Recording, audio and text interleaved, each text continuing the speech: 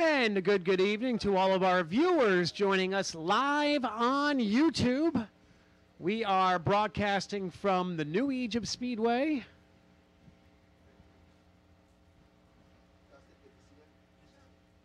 And if you can see on your screen right now, if you're watching at home, just put your phone's camera up to that QR code and you can purchase some swag from the New Egypt Speedway online merchandise store. Even if you're in Florida or California or overseas, we have a lot of viewers across the world each and every Saturday night. And you can show off your favorite online dirt track by supporting New Egypt Speedway, supporting the live broadcast, by picking up some of the merchandise offered on the online store. We want to welcome all the viewers. It looks like we've got a few dozen viewers joining us right now. As always, hit us up in the comment sections. Tell us what you like. Tell us what you want to see. And tell us where you are watching from. We always love to find out where our live viewers are settling in for a Saturday night and watching the live action for free on YouTube from the New Egypt Speedway. 50/50s are being sold right now. They're right in the middle of the main grandstand. I see 3 different colors. They've got red, blue, and pink. And purple, so 4 colors down there. And don't forget our celebrity 50/50 drivers will be out a little bit later on during intermission. And we will have that contest once again. That's been building up the 50/50 pot very nicely, thank you, over the last couple of weeks here. Again, tonight, racing action for you folks in person and online, being brought to you tonight by New Egypt Auto Body. Established in 1980 by Gary Gardella Sr., County Line Auto Body originated as a small 2-bay shop. As the area grew, and it continues to grow, so did County Line Auto. Fast forward to now, and they have a state-of-the-art facility complete with the necessary equipment to handle all repairs. Their goal is to make your insurance claim and repair process as smooth as possible. We will assist you through the entire process. County Line Auto Body is your one-stop shop for auto repair and maintenance. Visit CountyLineAutoNJ.com to learn more. The fine folks from County Line Auto Body, New Egypt Auto Body, they're up here with us in the Diamond Suite in the sponsor booth. And again, folks, if you're watching at home and you want to sponsor any part of the night's activities, all you have to do is email the Speedway NES office at Comcast.net or call the Speedway office and get a hold of Chris Moore, our general manager. There are lots of sponsorship opportunities, from the live video stream to different activities throughout the night. You do not have to be here in person. You can, if you're living in California and you want to throw a couple dollars toward your favorite drivers here at New Egypt, you can do that. We will certainly announce your business or whatever it is you want to plug and promote. You can call the office 609-758-1900. That's 609-758-1900. Or email nesoffice at Comcast.net. Want to welcome Shawnee from Binghamton. Sean is a powerhouse online, providing a lot of the weekly modified race updates. Dan Smith is watching from Flemington. Jeffrey Schoner is checking in from my old stomping ground in Tamaqua. Kira Derflinger, hello from Florida. As the cars and stars of our weekly competition at New Egypt Speedway begin to make their way on to the Speedway racing surface. Again, folks, watching at home, scan that QR code in the corner of your screen, and that'll take you to our New Egypt online merchandise shop. We will also have the 50/50s available this evening for you folks at home to call in and purchase, and we'll have those numbers on the screen a little bit later on for you. There you can see Chris Garback in the number 7 going past our stationary camera in turn 3. Oh, and we have a treat for you folks tonight, too. We're going to try something out, something really neat out. We're going to attempt a live in-car camera tonight throughout the evening, so we'll see how that goes. We're going to give it a test during the hot lap session, and if all goes well, you will see live action on the broadcast from inside the cockpit. We have not done that before, and hopefully all the necessary Wi-Fi is working, and we will give that a shot. And we'll tell you more about that as soon as we can punch that up. Rob Ormsby back with us tonight in that beautiful number 19 John Blewett Incorporated Street Stock. Always a threat when he comes. Johnny Bangs in the 323 Valco wheels.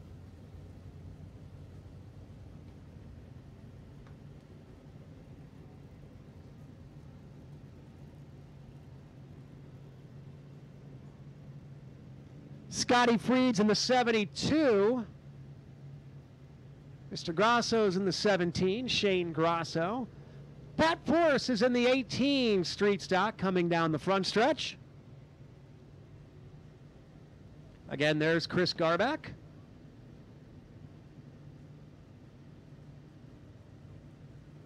Looks like we have a 4-cylinder here practicing as well.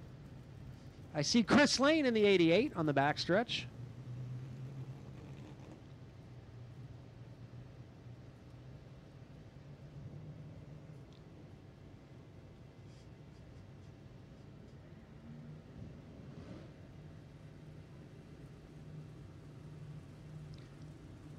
We'll do a prees here in the 2D in the infield. Jim Housworth in 72. Again, Johnny Bangs.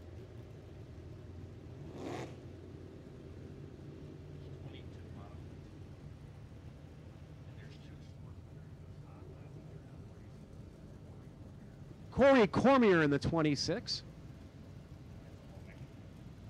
Johnny Almick in the 38 is back with us tonight.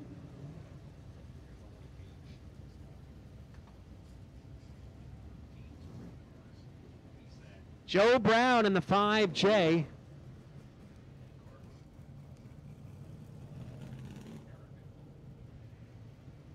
In the CNS equipment number 6, there's Danny Buck. And we've got our vintage automobiles with us too. Davey Simmons in the Pioneer Pole Building, number 79.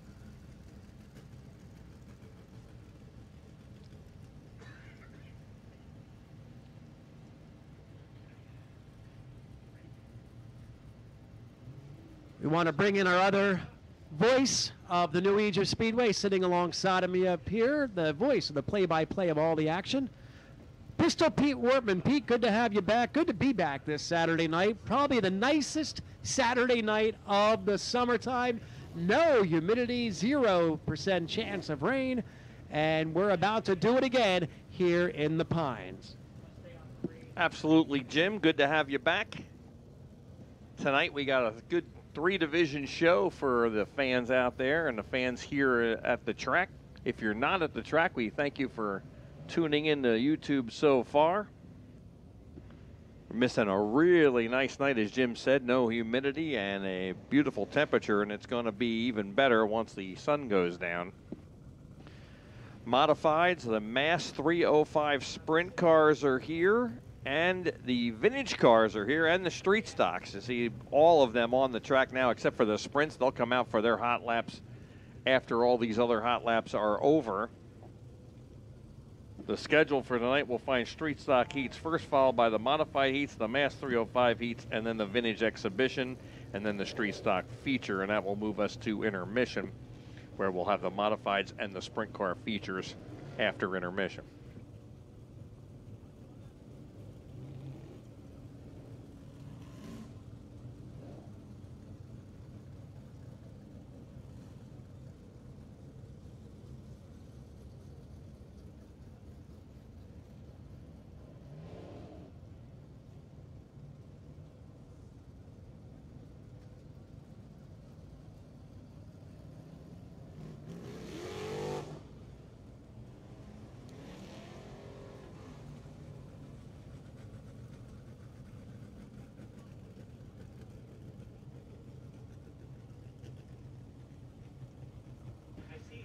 Couple of sportsmen here, just a hot lap. They're not racing tonight. Tia Almec is here with her dad. Her dad, of course, running the modifieds, is out there in the 38. She's here with her number 38 that she runs with the sportsman. Back, going to get some hot laps in, and I believe Ryan Simmons is here tonight to hot lap his own number 20. Get some practice in. 22 modifieds, you will see 2 number 37s, and you will not be seeing double. Here's Brian Cool on the front stretch. He has his team car here, the white one on the back stretch. That has a number 30. Well, I got to check now because I know I think the X was on the other side, but it might be on this side too. I believe the white one is the extra car. That is being driven tonight by sportsman standout Dan Fleming.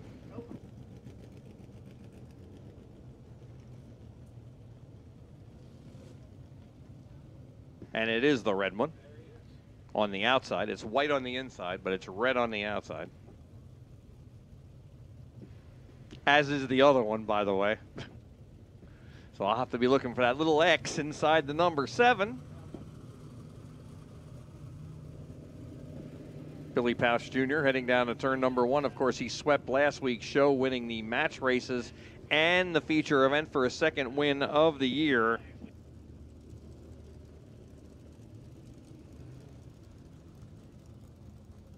Frank Venezia coming by in the 27. Right behind him, the 323 of Johnny Bangs. Tanner Van Doren in the Prime Design Landscape number 27. Brian Cool right behind him, as we talked about, in the 37. Davey Salmons in the 79. Chris Garback in that number 7. There's Johnny Almec in the Finish Line Automotive number 38. Danny Buck, 2 feature wins on the year in the CNS Equipment number 6. Joseph Brown is in the 5J. The number 5 behind him, the blue number 5, that is Jack Butler. The 3V, of course, is Dominic Buffalino. We said the 37X is Dan Fleming tonight in Brian Cool's backup car. There's Ryan Simmons out with his sportsman. The DJ Hunt's in the 24. Corey Cormier in the 26R. 928 is Kevin Borden, and I'm going to go back to Jim because I think Jim's going to tell us about the in-car camera. All right, Pete, we just got signal inside, and you're watching live on YouTube from the cockpit of Billy Pouch Jr. live in-car camera. And it is working. It is locked and loaded, as we say in the production business. Look at that. That is a beautiful shot. Now, do we have the tear-offs, Pete, for the GoPro out there? But look at that shot from the infield. That was pretty neat. As Billy's down there staging, and you'll get to ride along with Billy Pouch in the hot lap session, in the heat race, and in the feature. If everything holds together, and I think it will, the Billy Pouch crew is very used to, and you can see Billy adjusting his helmet there.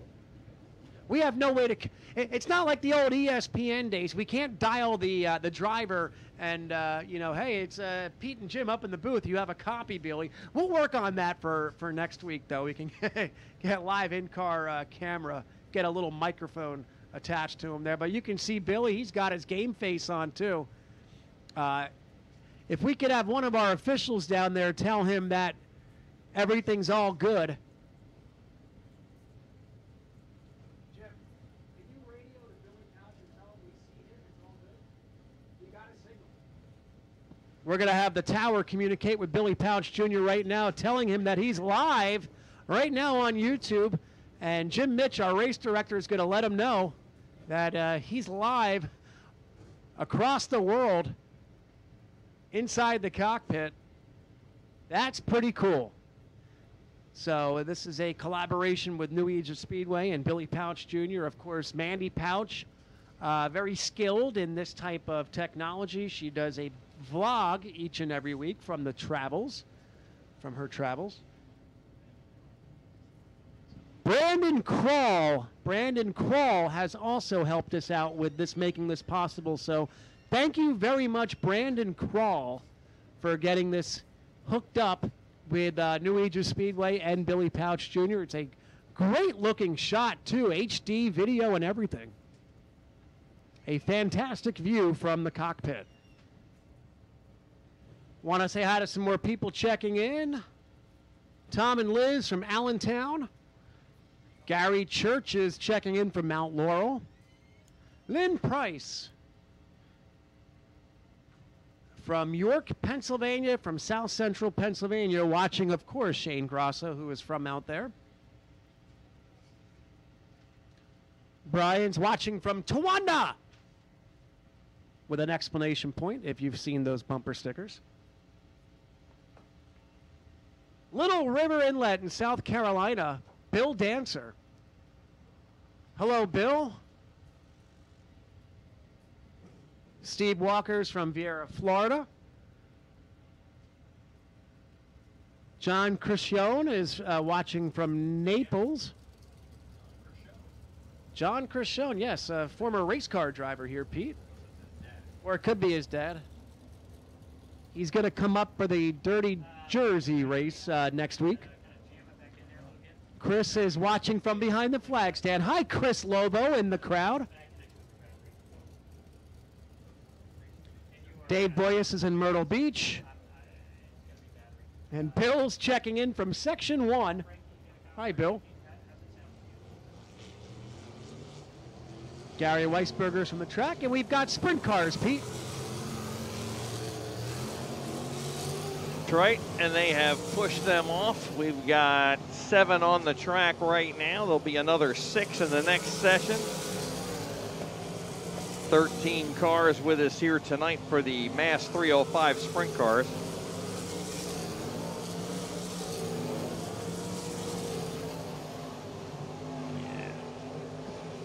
Cars on the track right now, Davey Brown. Dave Brown in the 44. The 15 is Mark Bittner.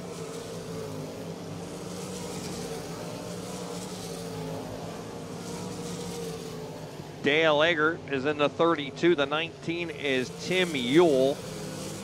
Aiden Borden is in the 7. Eddie Wagner is in the 70. And the 4B is John Brenfleck. So Eddie Wagner and John Brenfleck down the entrance to the pits. Dave Brown in the 44. The 15 of Mark Bittner. 32 of Dale Eggert. Tim Ewell in the 19, and the 7 is Aiden Borden. That is the first set. A little low on car count, but good quality tonight for the Mass 305 sprint cars. The car count is low because one of the teams had a big wedding today and invited a lot of their other team members are there from the Mass 305 sprint car, so kind of cut back a little bit on the car count tonight. Also, Brian Carber, who's a winner here last year, and he's won 4 or 5 times here. He is on his honeymoon right now, so we wish him and his new wife well. Usually drives that 8C.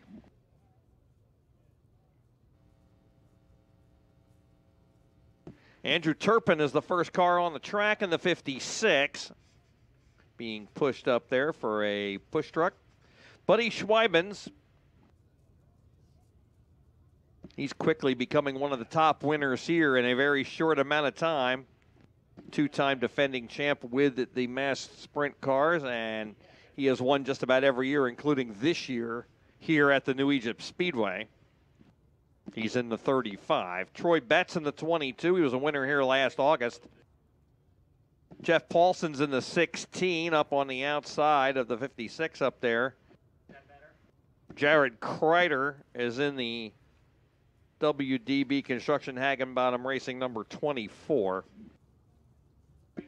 And the 26A is newcomer Kurt Rainey. Kurt Rainey in the 26A. Nice looking car, as he will get pushed off here at the back. Yeah, he sounds better. You're fine. Second final session for the Mass 305 sprint cars is Paulson coming down the front straightaway, the Frank Shocks number 16. Schweiben's going by him on the inside. Jared Kreider in the 24. 22 of Troy Betts out of Newark, Delaware. The B&G Auto Body, Betts Garage, number 22.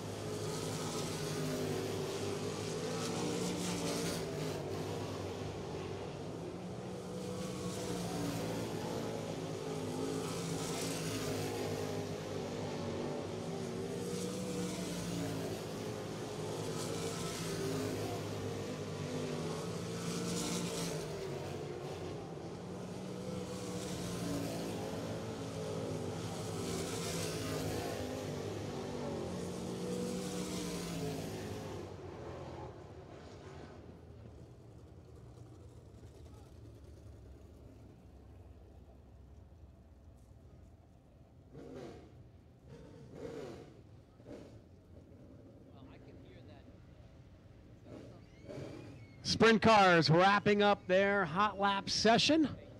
Up next, the mighty modifieds coming out. And we will see how the Billy Pouch Jr. in-car looks at speed. There's Mr. Mancini, so close to winning 1 week ago. And he had that double file restart with 6 laps to go, and Pouch Jr. got him, but a tremendously good run for Paul Mancini in the 7 last week. 22 modifieds in attendance this evening. We also have a couple sportsman cars in the infield you can see parked over by the turn 3 light pole just to the right of the street stocks. Johnny Bangs in the 323. Pete, a lot of good looking cars here. Sure do. Nice field, 22 cars on hand. Green coming out on the first of 3 sessions, I believe they'll be. Paul Mancini, as Jim told you, was big leader last Saturday night till that late race yellow. Ended up finishing second, holding off Danny Buck by a couple of feet.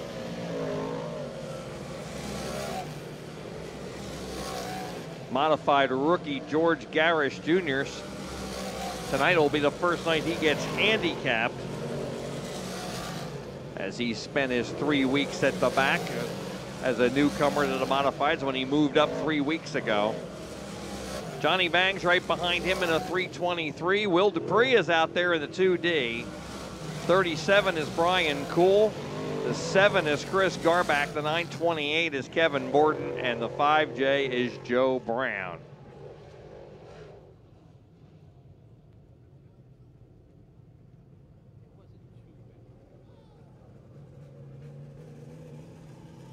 Second set coming out. Corey Cormier out of Otisville, New York, leads him out onto the track.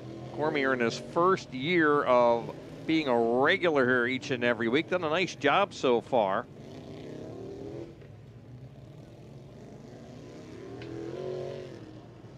Right behind him, the 27 of Frank Venezia. Venezia was formerly a regular at the Orange County Fair Speedway. He's been a regular here for several years. Cole Stengel became a regular here about a month ago and has done a nice job. Did have one bad wreck here, which he bounced right back from the next week. Keep your eye on him. He is a feature winner at other tracks. Young driver. The 37X is sportsman driver Dan Fleming tonight, driving Brian Coole's backup car. Jack Butler is in the 5, and Johnny Omick is in the 38. And Dom Buffalino is in the 3V, the Glavitech Racing. He was in his own 2B last week. He's back in the 3V tonight.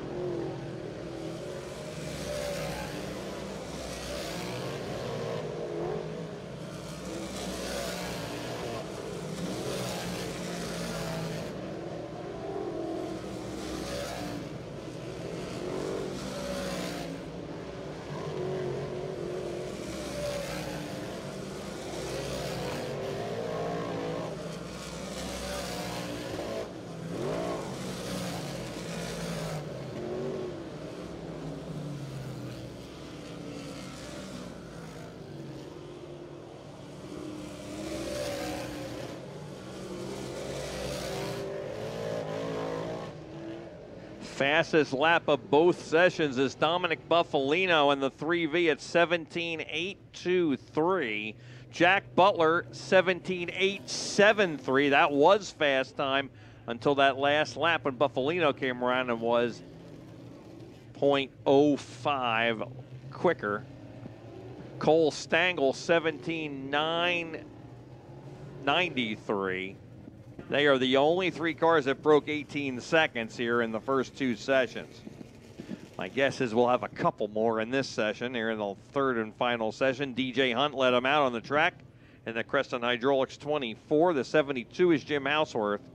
Billy Pouch Jr. Pouch was the winner here last Saturday night, his second win of the year. Ryan Godown has 2 wins on the year. Him and Pouch are tied for second in the point standings. Davey Salmon's a feature winner this year in the 79. Tanner Van Doren in the Northeast in the New Egypt Auto Body number 27. And Danny Buck, the current point leader and 2-time feature winner, is in the CNS equipment number 6. As we go green on the third and final, we have the in-car camera on YouTube. If you're watching on YouTube, you are live inside the car of Billy Pouch Jr.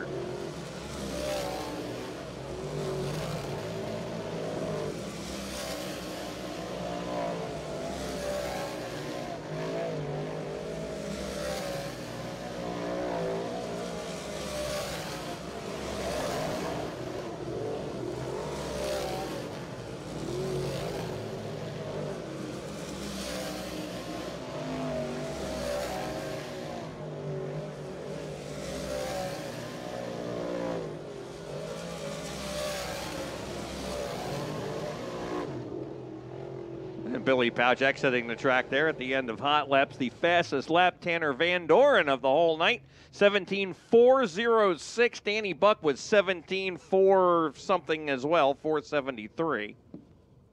Folks, we have a black Ford Expedition, New Jersey plates P97STH. You must go to the main office immediately. Black Ford Expedition, New Jersey plates, P97STH. Please go to the main office immediately, please. Thank you. Street stocks on the track right now. Rob Ormsby out there in the number 19. Pat Force in the 18. There's Chris Lane in the 88. Brian Ludwig is in the 94. Shane Grosso, a lot of his fans watching from South Central Pennsylvania. He's out in the 17. Scotty Freed's in the 72. Couple more cars also here. They're not out for the hot laps. Jeff Handel is here in the 11. Chris Allen Sr., the Old Bridge Outlaw, in the number 98. You will see them a little bit later on.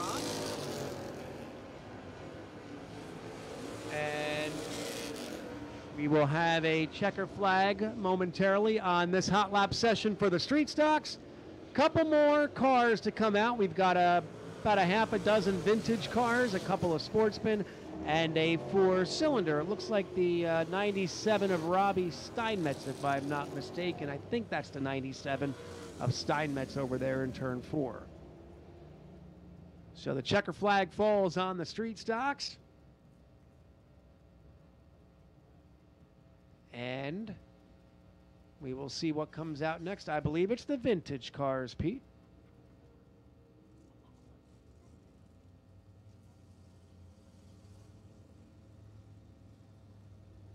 All right, cars coming out on the track. The 27 Junior is Walt Sook. The 29 is Jim Hawks as they pull out on the track for their hot lap session. The 92 is Steve Taylor, and we want to wish a happy birthday. His birthday was July 22nd, but they were not here at the time. So we want to wish a happy birthday to Steve in the 92. Fred Fletcher's in the 141. And, of course, Nick Marco is in the 707, the former replica of the Paul Deasy 707 that was driven on the New Jersey circuit for many years.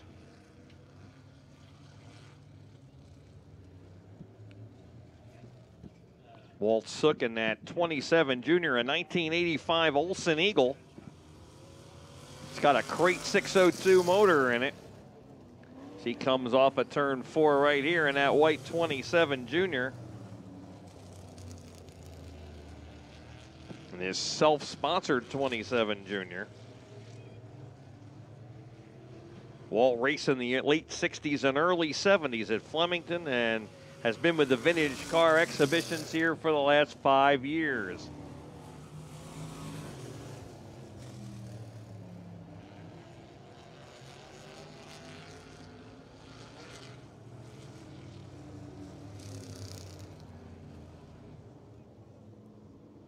Walt found that car out in Pennsylvania. It was garage kept all these years and took him a while to get it going.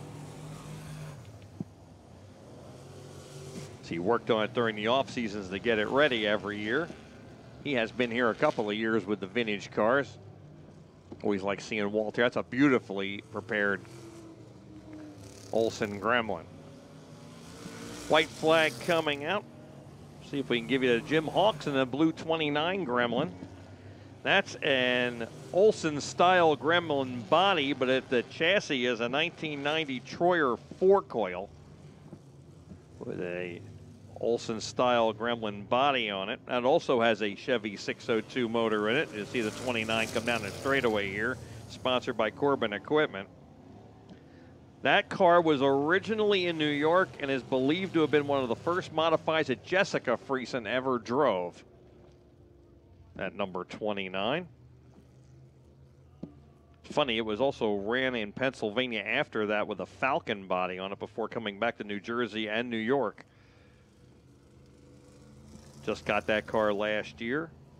Of course, Jim Hawks has raced here, but he's raced all over the place for over 40 years at various dirt and asphalt tracks in Pennsylvania and New Jersey. Jim Hawks out of Jackson, New Jersey. As the cars head off, we'll give you some more background on the other guys when they're racing a little later on.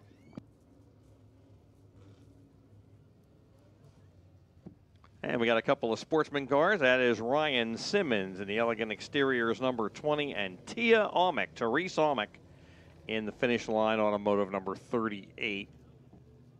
Both great sportsmen here on Saturday night. Simmons, of course, our defending champion. He was in the Belmont's Garage 14 last Saturday night. Got the 20 back out. Going to see if whatever they've been working on has been fixed and ready to go for next Saturday as they get the green here for a couple of hot laps.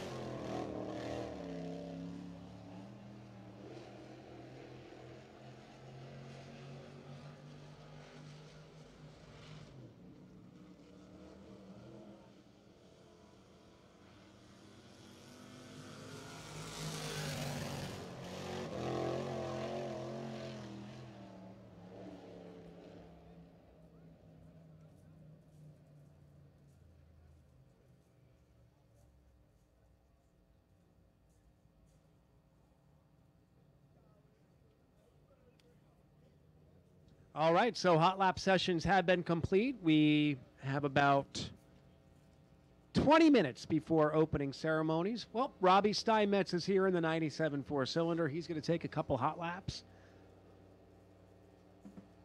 And, yeah, we're about 25 minutes away from post time, so now's a good chance to get your concessions, get some cold water, cold Gatorade, cold sodas, whatever you'd like before we get underway.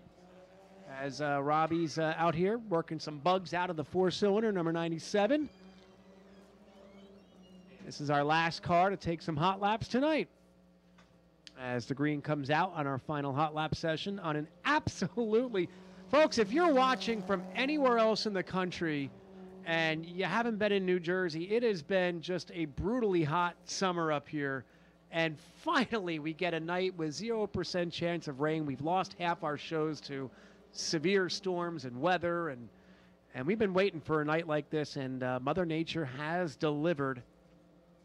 It felt like Florida for most of the summer up here. It's been in the mid to upper 90s, horrible flooding, and we get a break from that on race night, which is a nice change of pace, the way things have been going all spring and summer here. So Robbie Steinmetz going to be taking one or two more laps out in the 97.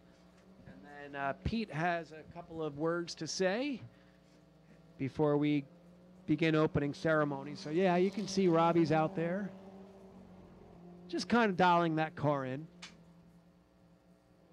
Four cylinders not in attendance tonight, but they should be back next week. I think we have a big schedule next Saturday we'll tell you about throughout the evening.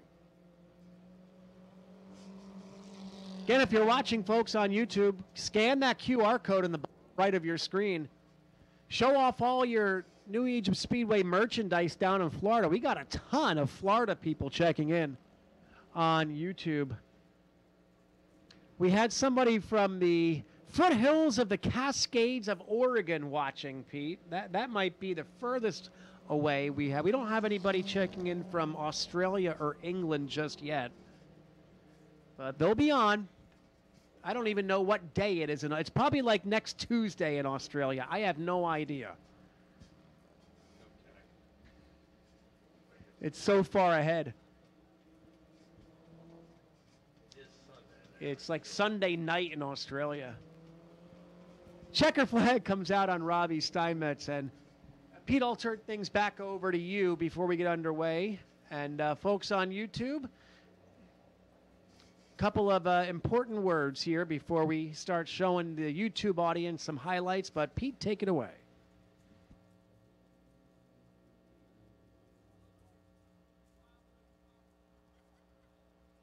Well, thanks a lot, Jim. And once again, we want to thank New Egypt Auto Body, as it is New Egypt Auto Body night here at the New Egypt Speedway. They do a lot of stuff with us, and it is their night here tonight. They were established in 1980 by Gary Gardella Sr.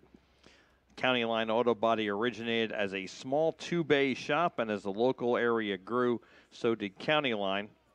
Fast forward to now, and they have a state-of-the-art facility complete with the necessary equipment to handle all repairs. Their goal is to make your insurance claim and repair process as smooth as possible, and they will assist you through the entire process.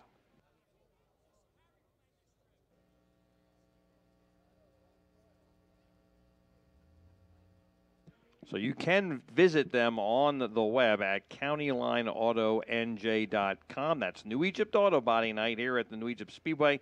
They also are a proud sponsor of Tanner Van Doren's number 27 Modified. Folks, we got the 50/50 QR code up on the screen.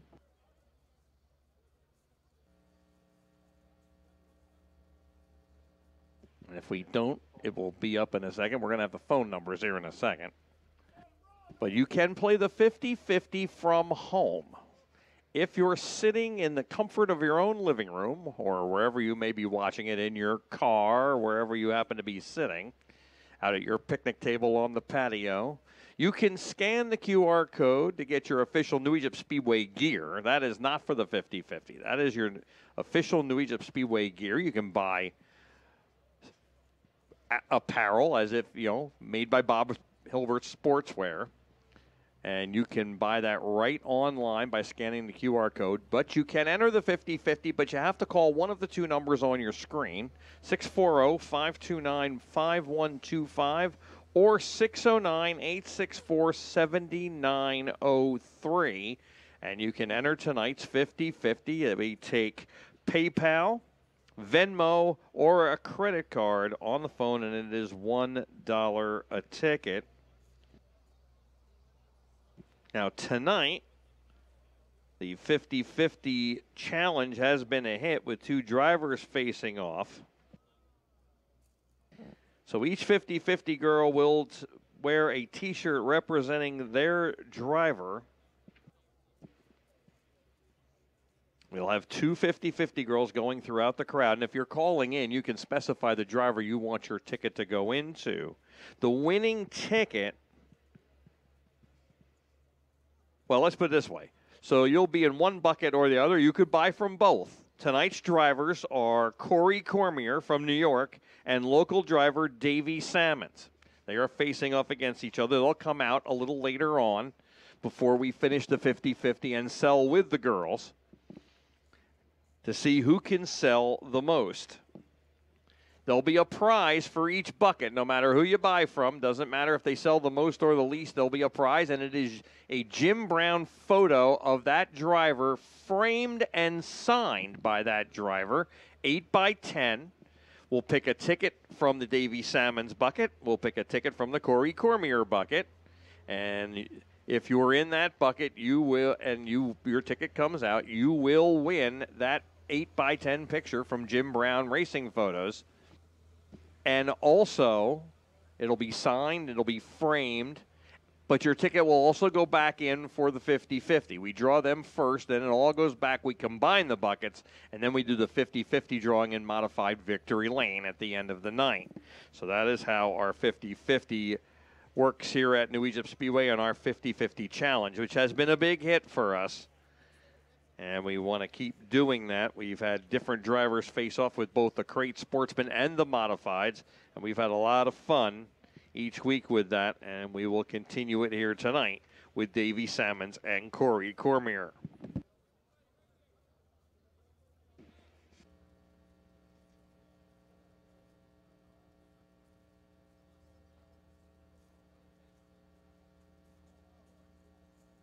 The Roost Restaurant sponsors every caution flag here at New Egypt Speedway. I try to remember to say that, but if I don't, I'm telling you now, I will remember on a lot of them.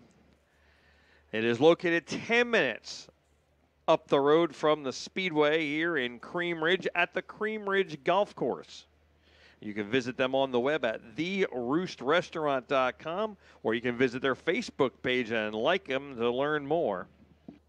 And make sure you head to the Roost after the races. They are open after the races, and you can get your first domestic beer for free with your wristband, and that is every Saturday night. No, you cannot wear your wristband and go there on Sunday and get a free beer. Got to do it after the races on Saturday night.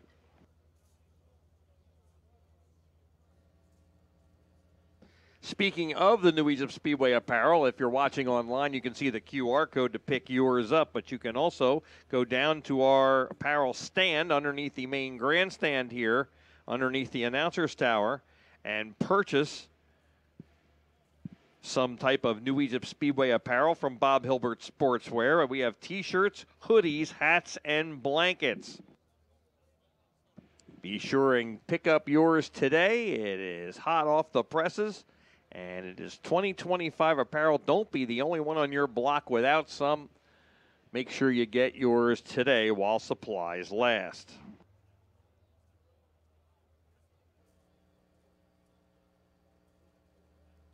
And, of course, our Kids Club is back and better than ever, sponsored by Marcus's Barbershop in New Egypt. We have goodies, toys, and giveaways take place throughout the year at the Marcus's Barbershop Kids Club.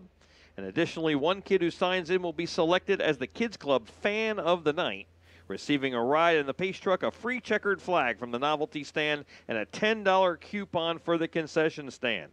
Another young fan will also receive a coupon for a free haircut at Marcus's. Make sure to take the kids 11 and under to sign in at the Kids Club on the Turn 4 side of the main grandstand. They have a shack down there with a sign. You'll know right where you are once you're down there. Just head down to the Turn 4 picnic area that is just off the end of the grandstands down here going toward the pit area. And when you go to this, when you're in the mood for food, you get a little hungry, be sure and visit Cindy over at the main concession stands and try anything on her delicious menu, including hot dogs, hamburgers, chicken fingers, cheesesteaks, sausage sandwiches, and more, and wash down your meal with an ice-cold Pepsi Cola product.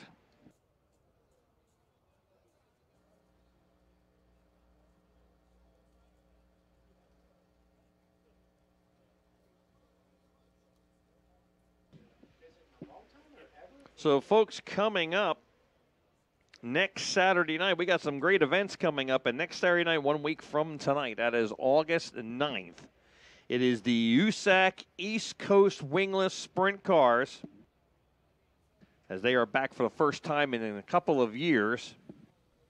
They'll be joined by the Swagger Factory Apparel Crate Sportsman, the XDP Street Stocks, and the Four Cylinders. That is 1 week from tonight, Saturday, August 9th. 2 weeks from tonight, it's Oliver Communications Group night and Katie's race. It'll be modifieds, the Swagger Factory Apparel Crate Sportsman, the XDP Street Stocks, and the Crate Sportsman match races. That will be a fun night. Be sure and mark that on your calendar. That is August 16th. And then, of course, coming up on Saturday, August 23rd, it's Cameron Autograph Night. And we'll have more details on that soon. Keep an eye on our website at www.newegyptspeedway.net.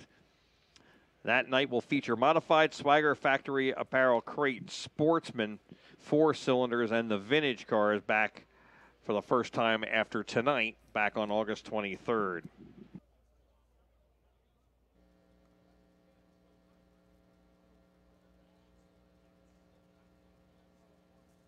One of our major supporters, Oliver Communications Group, formed in 1992, always helping us out. They are a growing company servicing the expanding industry of telecommunications. Visit them on the web for more information at www.olivercom.com. And they have electrical licenses in New Jersey, Maryland, Delaware, and Virginia. All right, it is getting close to time for our opening ceremonies, and as Jim makes his way down, I just want to take this moment to wish Modified and NASCAR Craftsman Truck Series Hot Shoe Stuart Friesen all the best from everyone here at New Egypt Speedway. If you do not know, Stuart suffered a violent wreck at the Super Dirt Series show. Of course, Stuart was our winner of our Super Dirt Series show here that led off the season in March, and he had a very, very violent wreck at Autodrome Drummond in Canada earlier in the week. He has since been moved from the hospital up there. He has serious but stable injuries and is having some surgeries, and he has a long road to recovery, but he has been moved closer to his house at a hospital in Albany, and our thoughts and prayers are with Stuart, his wife Jessica, and his son Parker, and the whole family as he goes through the start of what is going to be a long recovery back to the track. So all our thoughts and prayers are with the Friesen family and Stewie at this time.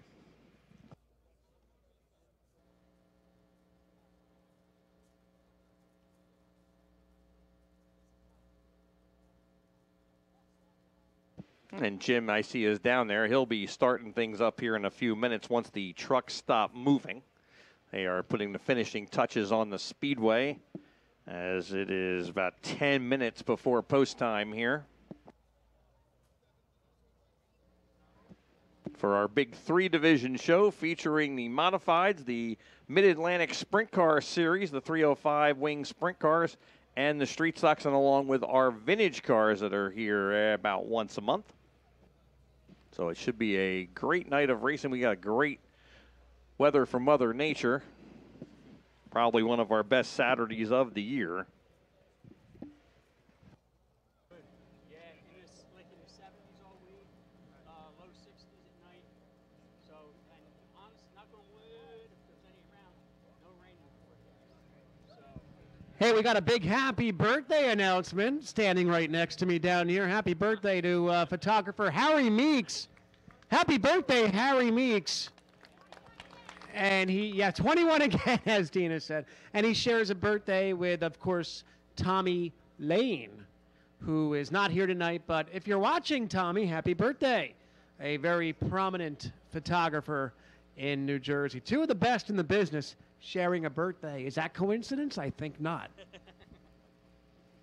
Yeah, just a couple minutes away before we get things underway. We've got I believe, what could be the first scheduled duet national anthem.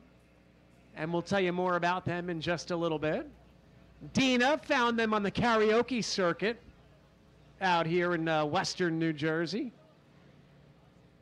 So we'll do that in just a little bit, folks. So, again, a couple more minutes before we open things up. Post time just a couple of minutes away.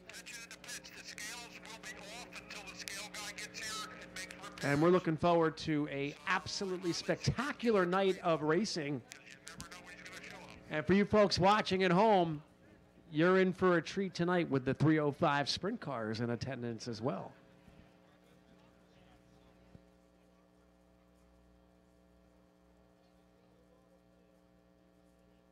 Folks, one more time, we want to call this plate. You have not reported to the main office. We need you there immediately. Owner of a black Ford Expedition, New Jersey plates, P as in Peter, 97 STH. Black Ford Expedition, New Jersey plates, P97 STH. You must go to the main office immediately, please, or your car will be towed. Thank you.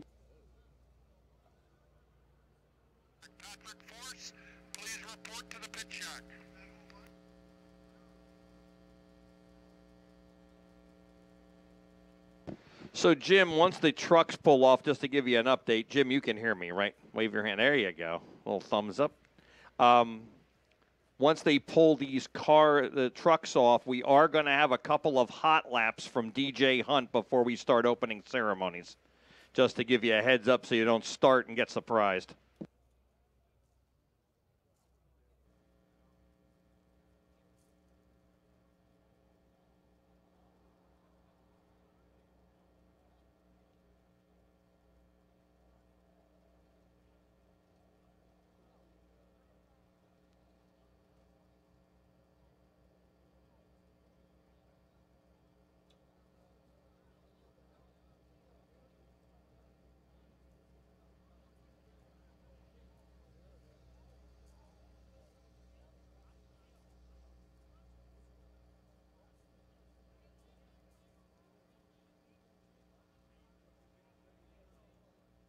Folks, happy birthday to Steve from the Grover family. Happy birthday, Steve. Folks, one of the perks of being a member of the Kids Club is you get to ride that bus through the pits. And they went in, I believe, right after hot laps. That is a fun little perk if you're part of the Kids Club. Get to see the pits up close and personal from the window of a bus. As you know, if you're too young, you're not allowed in the pits in New Jersey, but you are if you're in a bus just driving through. So you get a chance to see the cars and the crews up close and the trailers.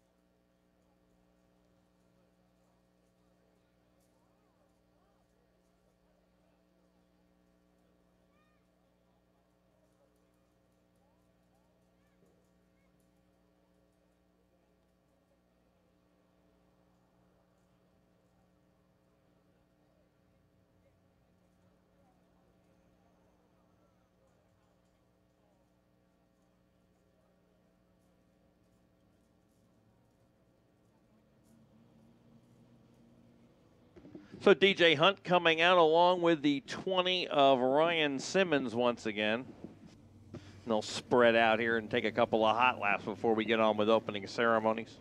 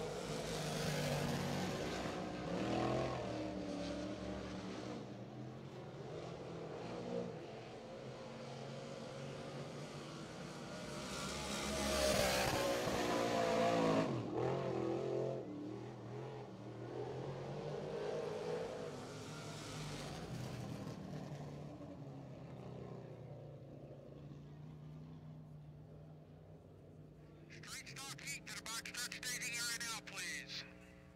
Straight stock heat to the backstretch staging area now, please.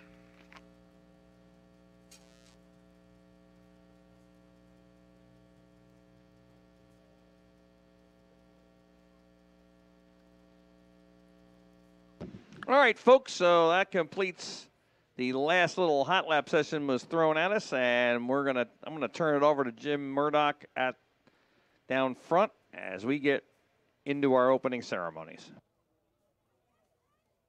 Thank you very much, Pete. Well, it's a beautiful Saturday night, finally here in the state of New Jersey. Who is ready for some dirt track excitement tonight? Come on, folks. This is what it's all about right here. Of course, before we get underway, each and every week we have Reverend Dan to lead us into prayer. So with that being said, would you all please rise if you can and take off your headgear? Reverend Dan, it's all yours. Thank you, Jimmy. Let's pray. Almighty God, we thank you for this great country that we live in. We thank you for the good weather tonight. We pray for our president. We pray for our military. We pray for our first responders. We pray for our racers that are here tonight and our fans, that you would watch over them and protect them. Be with our friend Stuart, and may he have a quick recovery. And now we are at New Egypt Speedway, the fast track of the Northeast. May we have a great race, a safe race. In Christ's name, amen. Shalom. And what I believe might be the first time ever we have a duo that has signed up to sing our national anthem. Dina found these folks on the karaoke circuit. So if you're looking for them, they're known as Rick and Paula. Rick and Paula Lewandowski, big guys, big names on Facebook. And you guys can come right over here and just look at the TV camera up there with the gentleman waving frantically up top. Paula and Rick, your national anthem singers tonight, take it away. Ready? You sure? Oh, say, can you see by the dawn's early light what so proudly we hailed at the twilight's last gleaming, whose broad stripes and bright stars through the perilous fight, oh, the ramparts we watched were so gallantly streaming, and the rocket's red glare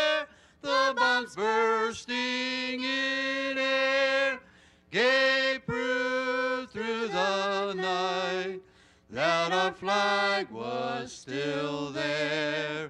Oh, say does that star-spangled banner yet wave?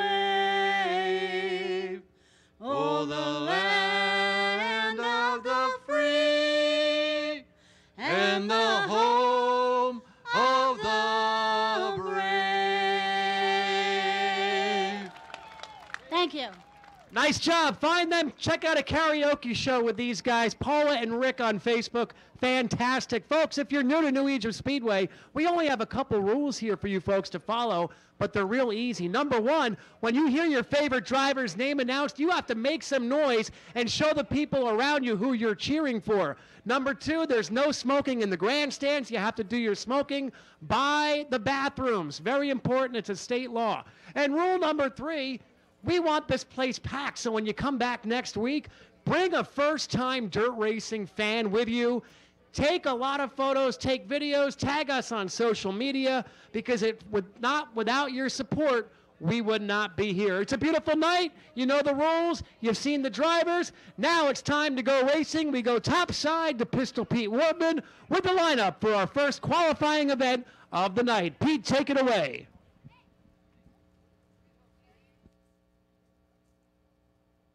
Thanks a lot, Jim. And the first event of the night is the Street Stocks. Jim will make his way back up, but we'll give you the lineup here.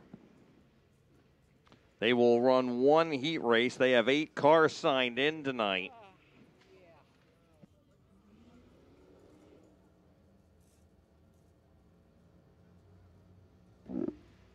So I get my stats up here for them. This is the way they'll line up. Starting on the pole in that orange, number 17, is Shane Grosso. Shane Grosso in the 17. Alongside AM former champion here,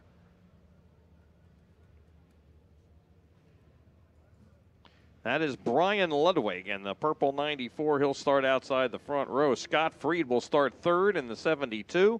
And then former Superstock champion and one of our top winners in both the Superstocks when they ran here and the Street Stocks, that is the 19 of Rob Ormsby. Rob Ormsby in the John Blewett Incorporated number 19. Fifth starting spot, from Little Egg Harbor Township, is the 18 of Patrick Force. And lining up alongside of him from Howell in the number 88, that is Chris Lane. Jeff Handel is in the 11H, although I do not see him on the track. And starting scratch in the 98, that is Chris Allen Sr. Chris Allen Sr. in the 98.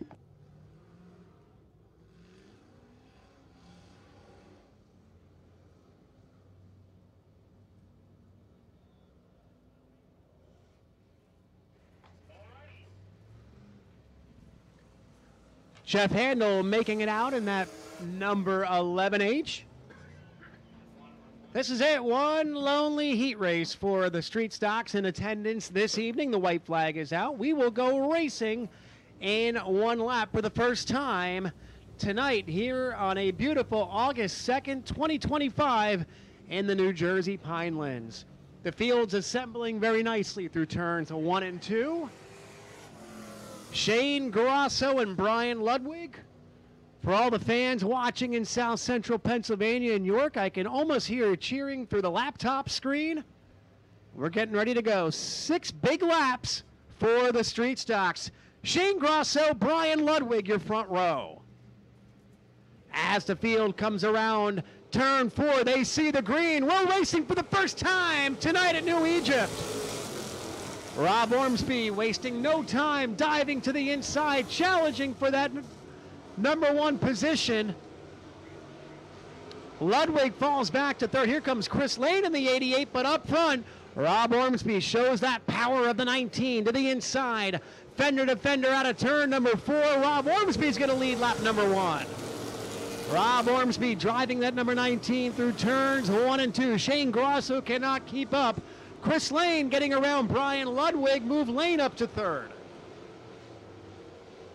Chris Lane's got a fast hot rod. He's closing in on Shane Grosso for that runner-up position. Track real fast in the opening stages of competition.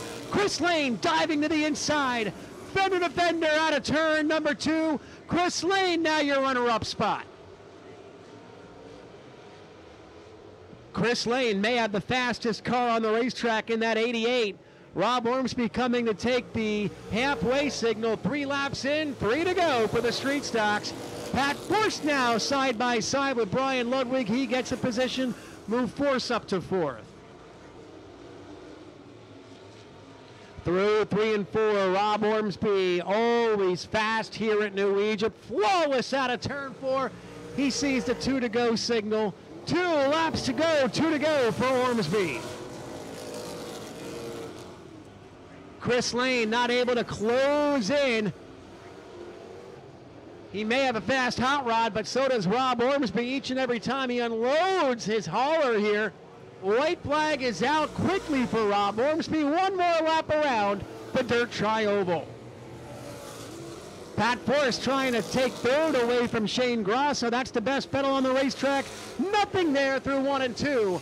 On the other end of the speedway, Rob Ormsby rounds turn 4. He sees the checker flag waving. Rob Ormsby, your winner of heat number 1 of the evening. Chris Lane a 2nd. Shane Grosso holds on for 3rd. Pat Forrest, Brian Ludwig, Scotty Freed, and Chris Allen Sr. So the street stocks, we'll see them back in just a little bit. They will run their feature before intermission. They have a 15-lap feature. Up next, the mighty Modifieds, and with the call of the Modifieds, we send it back over to Pete.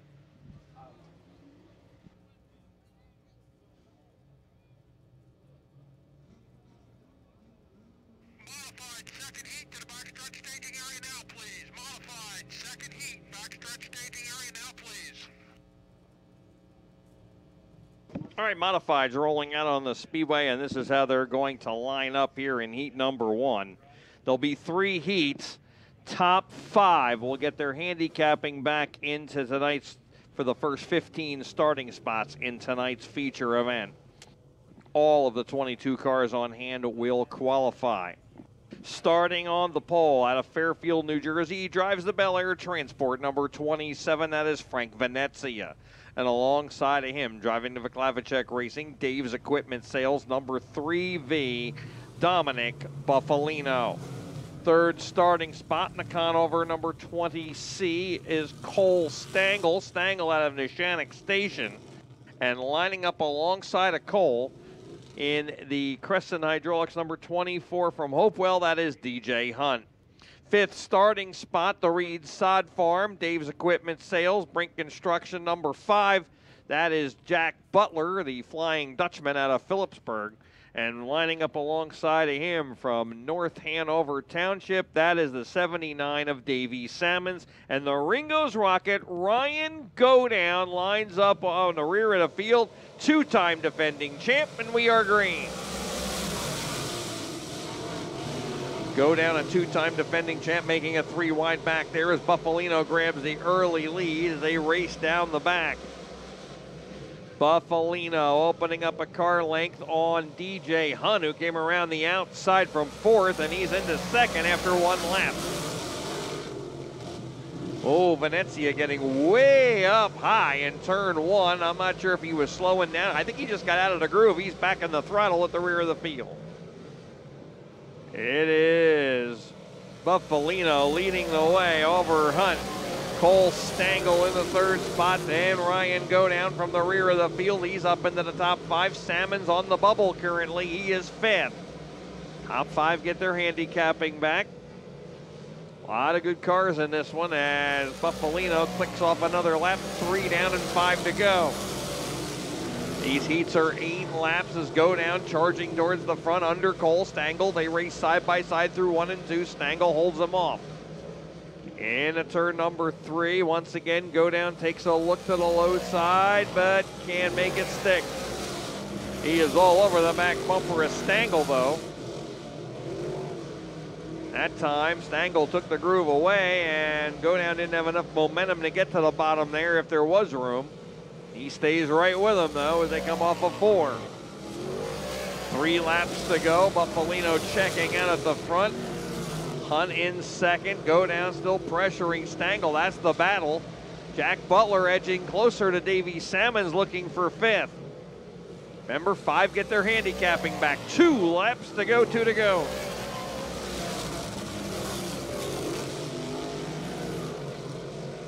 Buffalino has stretched his lead to half a straightaway, a little more than that over DJ Hunt. Cole Stengel continues to hold off Ryan Godown. As the white flag has appeared and Godown looks underneath him again, just can't get enough of a run. He'll pull even with him in turn number 1, trying to make it stick. They're side by side off at 2 and down the back. Godown has position now as they head into 3. Checkered flag is out. Buffalino will win easily, and Godown will pull the slider in turn 4 and take the 3rd spot. Hey, I just stayed on that race from 3rd. That guy was so far ahead. No point. So your winner is Dominic Buffalino in the 3V. Second was the 24 of DJ Hunt, finishing 3rd, the 26 of Ryan Godown with that last lap, last turn pass over Cole Stengel. Cole Stengel settling for 4th in the 20C, and the 79 of Davey Salmons comes home in 5th. First of 2 heats, or 3 heats, I'm sorry, first of 3 heats in the books, and heat number 2 is coming out onto the Speedway. And this is how they'll line up, starting on the pole. In the Shockwave Racing Technologies, number 92 Junior. That is newcomer to the modifieds, George Garish Jr. Ran Sportsman for numerous years here. Moved up 4 weeks ago. He spent 3 weeks with the modifieds. This is his 4th week, so this is the first night he gets handicapped. He will start on the pole here in heat number 2. Lining up alongside of him in the Oliver Communications Group number 5J, that is Joe Brown. Joe Brown in the 5J.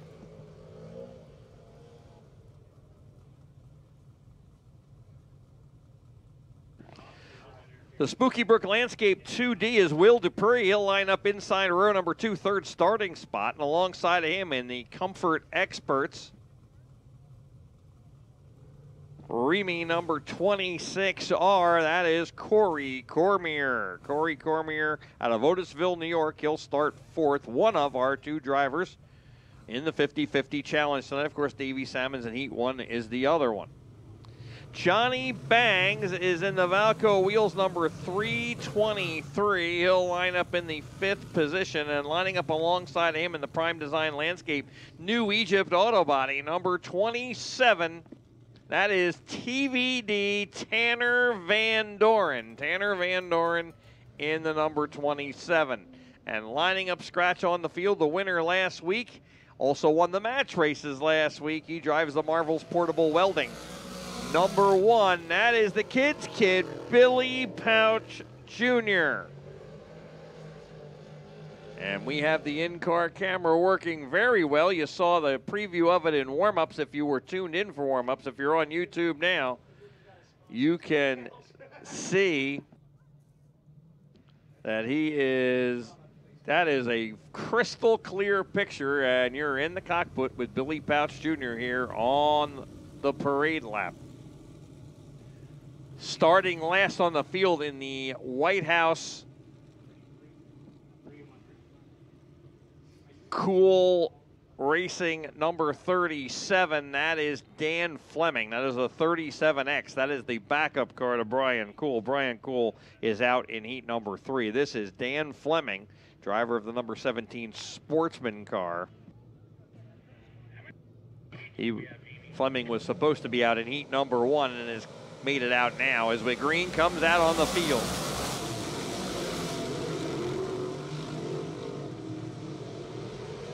Working through 1 and 2 and down the back, Joe Brown grabbing the early lead over Garris. Garris holding sway in the 2nd spot as they head into the north end of the Speedway.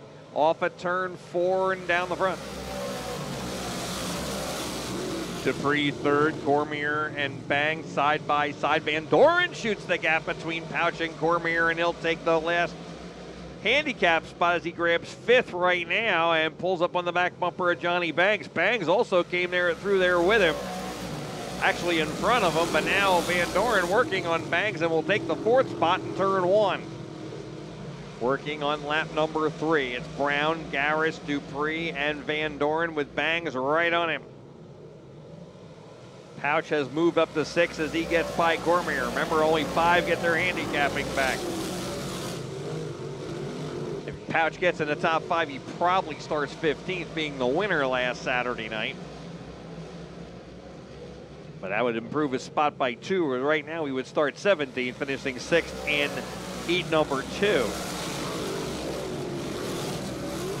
Brown showing the way by about 5 car lengths over Garris. Van Doren is charged into 3rd as he got by Dupree. Dupree now 4th with Bangs and Pouch on his back bumper as they are single file down the front here with 3 laps to go. Pouch trying to gain in on Bangs. He's still 3 car lengths back. Running out of time here as the 5J of Joe Brown is checked out at the front of the field. He has a half a straightaway leader, a little less than that, maybe a 1/3 of a straightaway. Garris still holds on to 2nd. Good run for him. Van Doren, the only car really passing a lot of cars here. He has come from 6th starting spot and he's looking for 2nd. He is all over Garris into turn number 1. Van Doren has a fast hot rod here. Final time around. Garris with a nice line puts a car length between the 2. It's going to be Joe Brown taking the win, and Garris is going to hold on for 2nd. A great run for the youngster.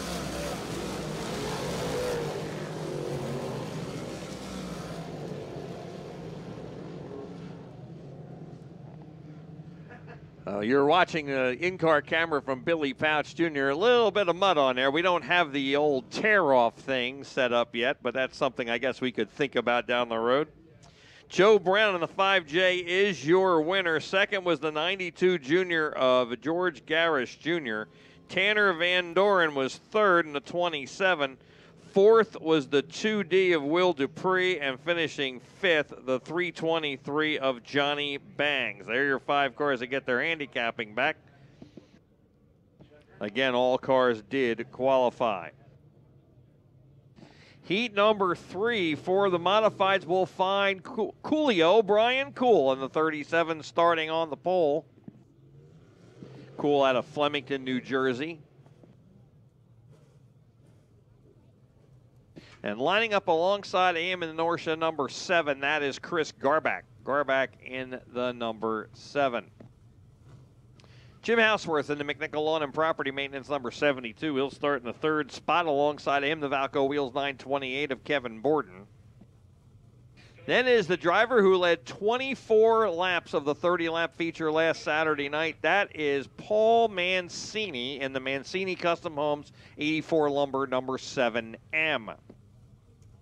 And starting in the 6th spot, he drives the Craig and Leslie Pondish-owned CNS Equipment number 6, the Dominator, and our current point leader. He was also our 2020 champion. That is Danny Buck.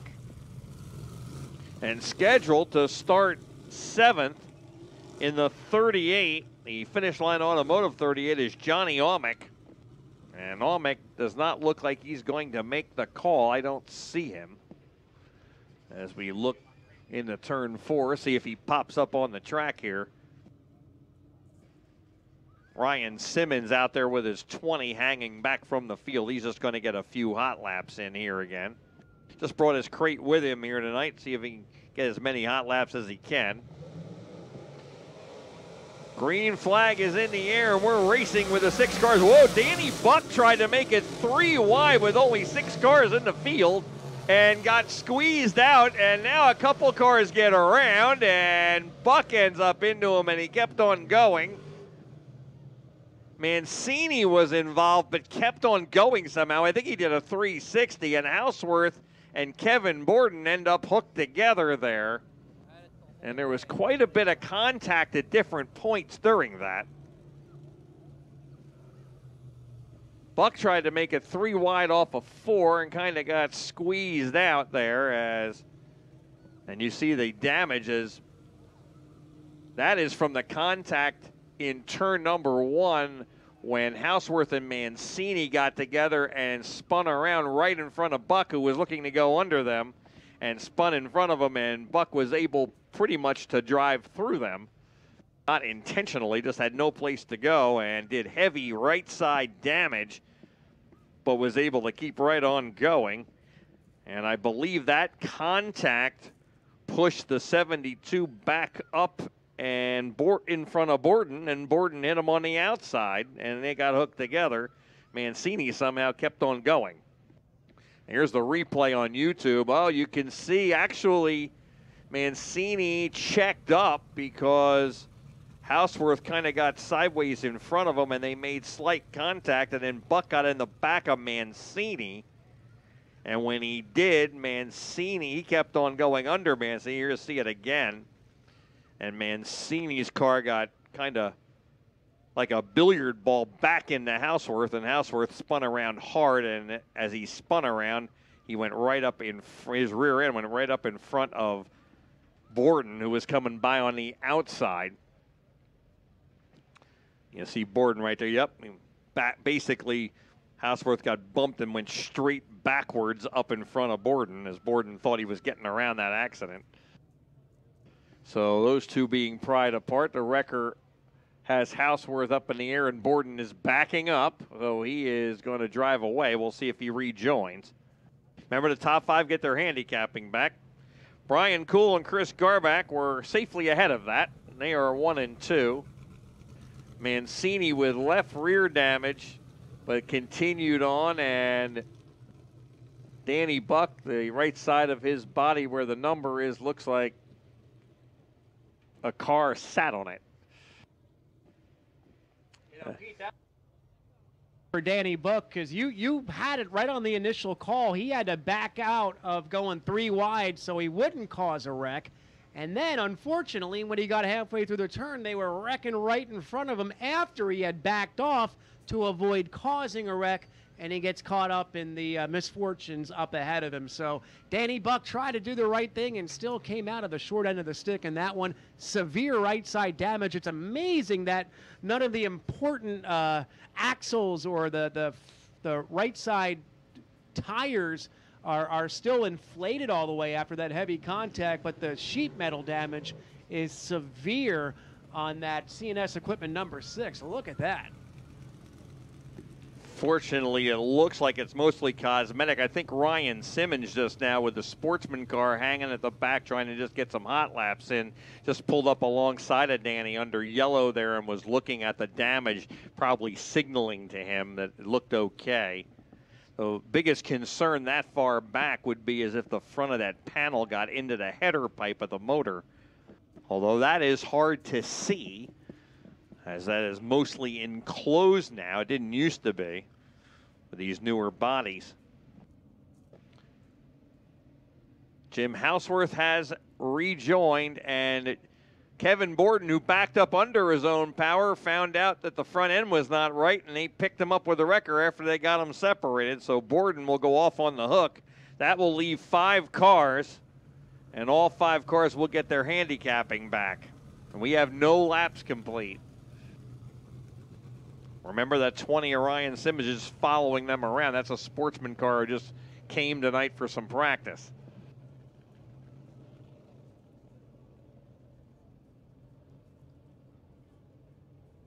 Hey, he's signing off, so. I got him. Relax. I got it. He's coming. All right. You're coming into my view. All right.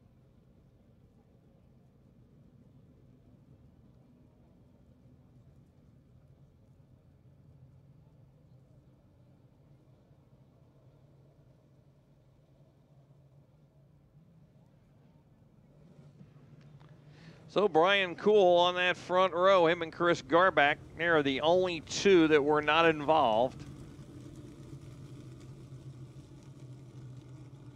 Well, with all 5 handicapped, the meaning for this heat race has kind of diminished a little bit. So we are going to run 6 laps rather than 8, so we don't put a big tax on these cars. They can get some fast laps in here. All the cars are getting their handicapping back, but we will cut it to 6 laps. Especially with how long the yellow had been out. So here they come off of turn 4, and we are green. And Buck to the outside, making it 3 wide for second. Got Garback in the middle, Mancini on the inside. Mancini and Garback get together in the middle of the tri-oval. Mancini backs out of it. Garback holds third as they come off of 4 now and back down the front with Buck running down the 37. Danny Buck with a heavily right side cosmetic damage on the 6, working on Brian Cool. They are side by side for the lead into turn number 3. And Buck will have the lead by the time they complete lap number 2. Garback still third, Mancini right on him. Houseworth just putting in some laps here. He's already secured 5th. Houseworth's car is definitely not right. Won't change his handicapping. He probably should go in if it's not right, but he's going to hang out there. As Buck pulling away, 6 car lengths now on Brian Cool. Garback continues to hold off Mancini. 2 laps to go, 2 to go on the field. White flag this time.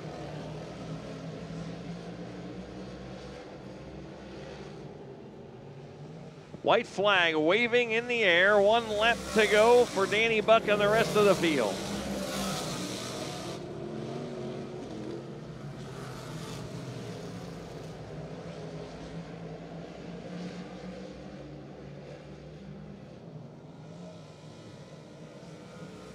Checkered flag is out. And Danny Buck is the winner here in heat number 3. So your winner is Danny Buck in the 6. Second was the 37 of Brian Cool. Third, the 7 of Chris Garback. The 7M of Paul Mancini was 4th, and Jim Houseworth finished 5th in the 72. Jim has some work to do on that car. There was something not right. He was babying it and just trying to stay out there. And it looked like it was in the rear end. It almost looked like the rear end was moving as he was driving the car. So I'm sure that's why he was staying out of the throttle. All right, 305 sprint cars will run 2 heat races, and they are up next. The Mid-Atlantic Sprint Series.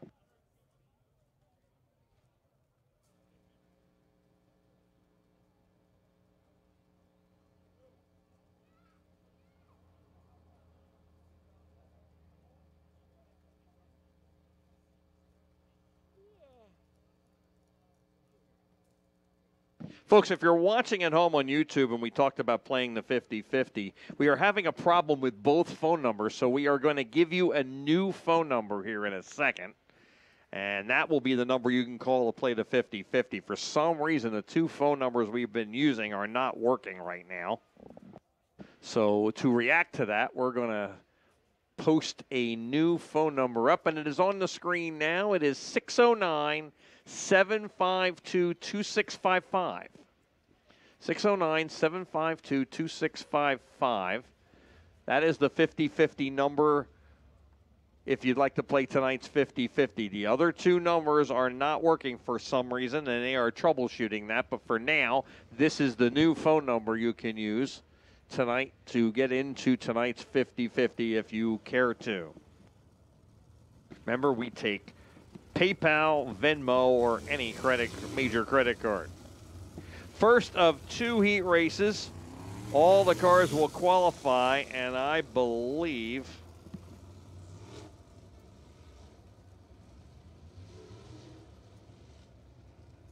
top 3 in each heat will redraw for the first 6 starting spots, as per mass rules.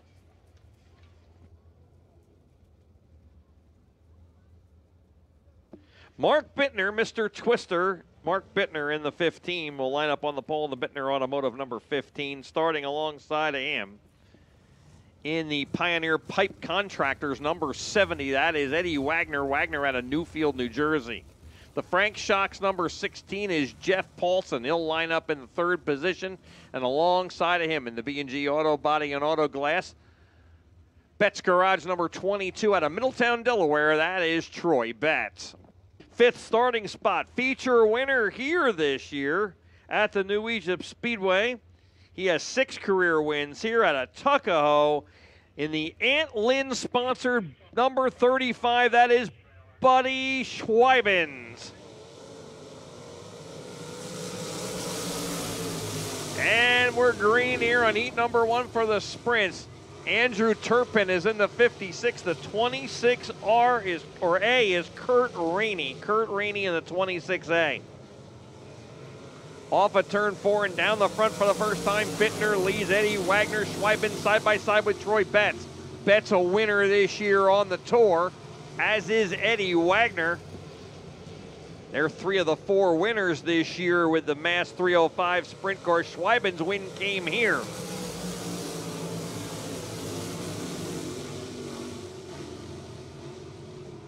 Down off of turn number 2 and down the back. Bittner still looking for his first win of the year. He's one of our top winners in that number 15. As they lap Rainey in turn number 2.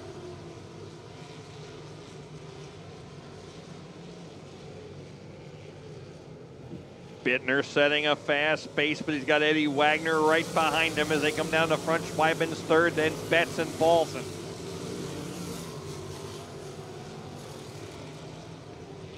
Bittner showing the way into 3, but boy, Eddie Wagner has closed in on him. He's gotten within a car length and a half, and now revving right up to his bumper as they complete lap 5. 3 laps to go. Eddie Wagner diamonding the corner off, and that is helping him as he to close in on the 15 of Bittner. Schweibens watching that battle from pretty close. Schweibens is solidly positioned into a redraw spot right now. Bittner slips up a little high coming out of 2 there as he got a little out of go. Oh, and Schweibens breaks. Schweibens makes a hard left turn into the infield to get out of the way, and he is off the track. That means he's going to have to get something done to that car, and he's going to have to come from the rear in the feature. Down the back and into 3 here on the final lap. Bittner leading Eddie Wagner. Betts now into the redraw. What a turn of events.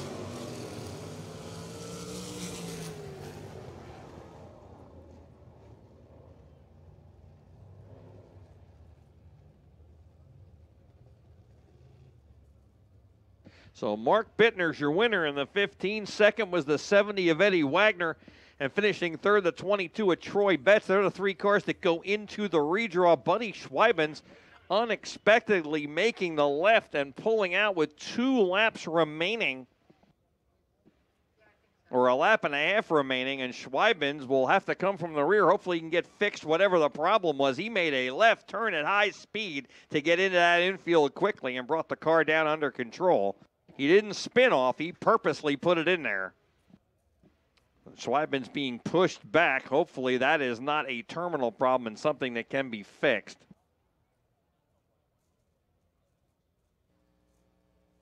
Second of 2 heats rolling up onto the track. Once again, the top 3 will redraw for the first 6 starting spots in tonight's feature event.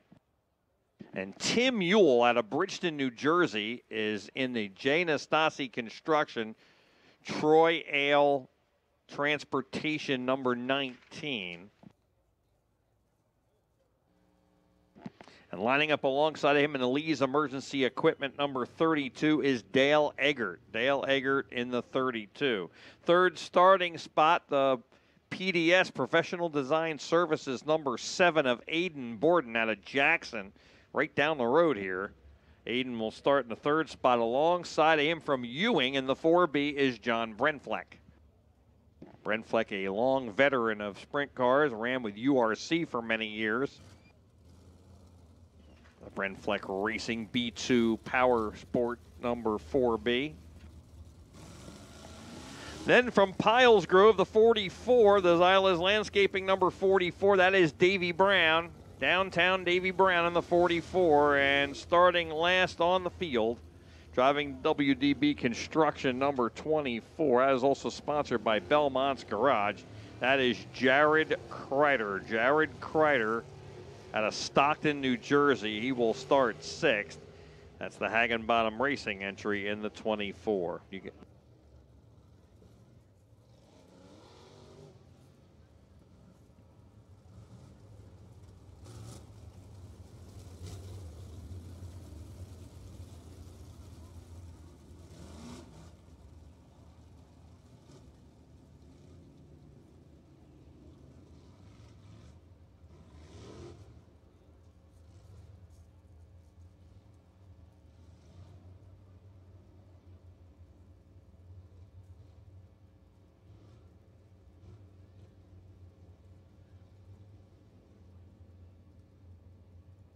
All right, 2 by 2.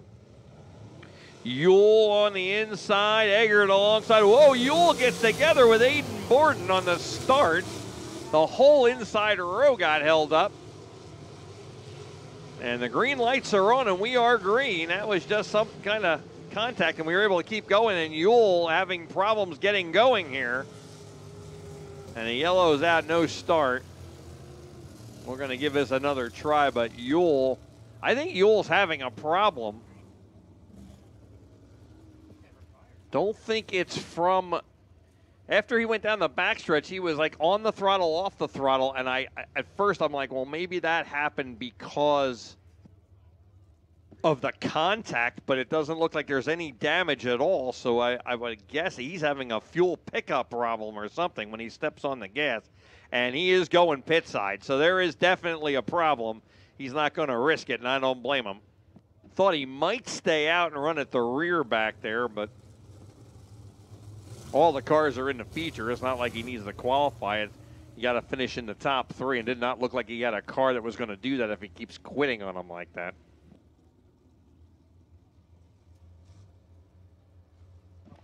And Aiden Borden is up on the front row now with Dale Eggert, Brenfleck and Brown on the second row. David Brown on the 44, and then 24 of Jared Kreider. Now all by himself on row number 3. 3 to the redraw. Here they come. Racing.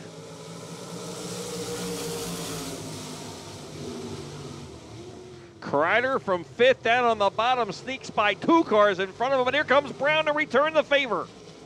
Brown went up high and then got by 2 of them, back to 3rd. Had a run going, but Aiden Borden was in the groove, and then he had to drift up, and when he did, Kreider takes the spot back. Brown is passing the most cars and being passed by the most cars in just a lap and a half. He's back to 4th. Eggert pulling away at the front, Aiden Borden running 2nd, but it is Kreider running 3rd with Dave Brown coming back at him in the 44. Brenfleck involved there too. He's not that far off the pace in 5th. 3 down and 5 to go as they come by the front straightaway here and down into turn number 1.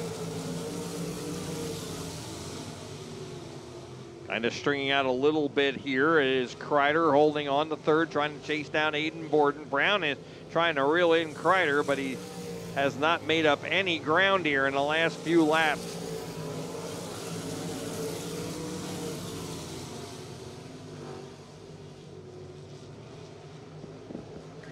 Working off a turn 4 and down the front is Dale Eggert by a straightaway now in the 32.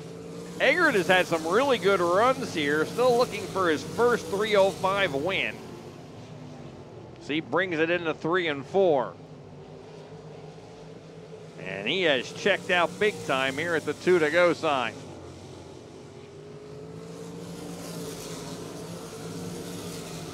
Second through 5th, all pretty much right together within, 5 car lengths of each other. Eggert's in a different zip code as he gets the white flag.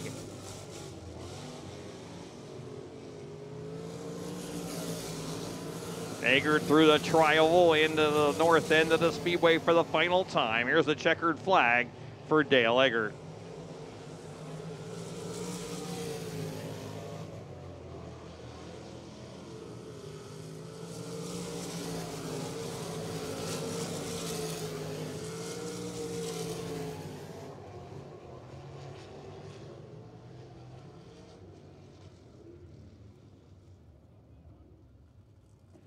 Checkered flag is out, and Dale Eggert wins going away in the 32. Second was the 7 of Aiden Borden. Third, the 24 of Jared Kreider.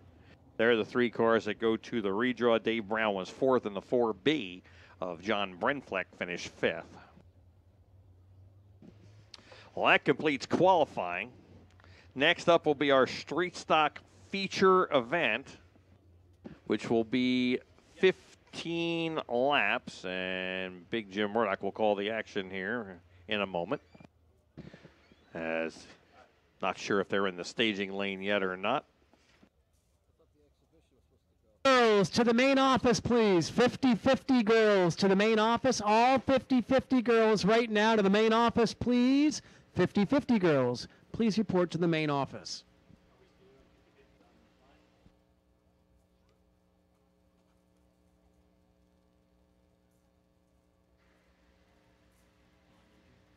And speaking of 50-50 for the YouTube viewers, quite a few hundred of you watching right now live, you can participate, you can play in our 50-50.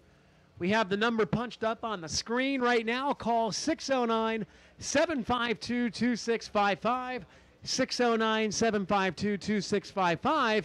Call and you can be a part wherever you are in the world with our 50-50. Pete, we've got some antique race cars coming on the track right before our street stock feature, and you have some of the names of the drivers, Pete. I sure do. Folks, the fan of the night for the Kids Club is James Curtis. James Curtis will go in the pace truck for the street stock feature, which is coming up here soon. The haircut winner is Sean Weiss. So congratulations to both of them, and if you do not know you're the winner, please go to the Kids Club building right now and see Jess. Street stock feature is next after this 10-lap vintage exhibition. I spoke too soon before. Again, Walt Sook is in the 27 Junior. Jim Hawks in the 29. Nick Marco in the 707. Fred Fletcher is in the 141. And the 92 is Steve Taylor. We talked about Hawks and Sook during hot laps. That 707 is being driven by the owner Nick Marco out of Langhorne, Pennsylvania. Nicknamed the Midnight Rider, Nick Marco.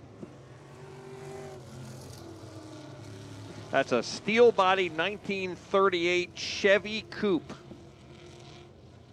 And that was what they all ran in the late 60s and early 70s. That was the hot setup, was those coupes, until the Gremlins started coming on the scene in the mid-70s. The chassis is believe it or not, is a 1988 Troyer chassis with that coupe body on it, which is kind of a cool deal. I never heard of that before. It's got a 350 cubic inch small block Chevy under the hood. And Nick was a 1978 rookie at Flemington. And then he was sportsman through the half of 1979, ran for about a year. He ran go-karts for a long time in numerous places. And of course, that is a Paul Deasy and Charlie Wolf tribute car. Car was around in the 50s and 60s and was driven by people like Al Tasnady, Stan Plosky, Frankie Snyder, Sammy Beavers, Jan Opperman, Dick Tobias, Will Kegel, Kenny Well, Billy Osmond, Bobby Gerhart, Gerald Chamberlain, and Dub May.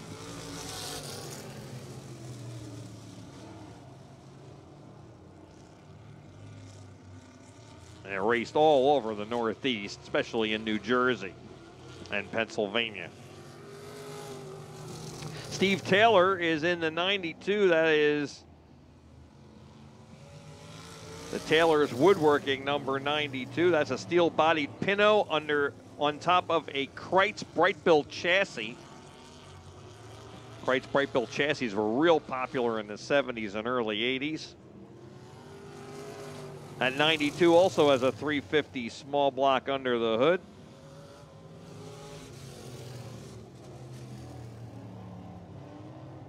And that car was built by Harry Taylor and was driven by Harry Taylor, Steve's dad. From 1973 to 1975 at Flemington, East Windsor, and Bridgeport.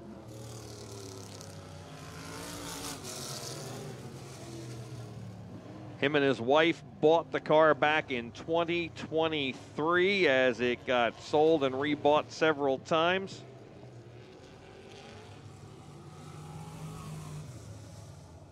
And of course, Fred Fletcher out of Fairless Hills, Pennsylvania, drives that nice looking coupe at C141. That is a 1938 Chevy coupe on a 1999 Troyer chassis. Has a 358 cubic inch Chevy small block. That is a former Johnny Leach and Tommy Sickler vintage car that ran in New Jersey and Pennsylvania. And one of Fred's highlights was he was on the pit crew for Kerry Schloter back in the 70s. Kerry Schloter, of course, was known for two things.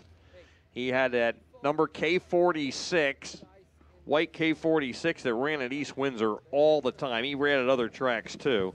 And Kerry also was one of the few cars back then to have one of those lights on top of the car. You could see him in traffic wherever you looked. It was one of those little white or blue lights. I remember it like it was yesterday when he had his Gremlin K46. So that brings back memories alone. All right, Tia Olmec's going to take a few hot laps here before our street stock feature with her sportsman car.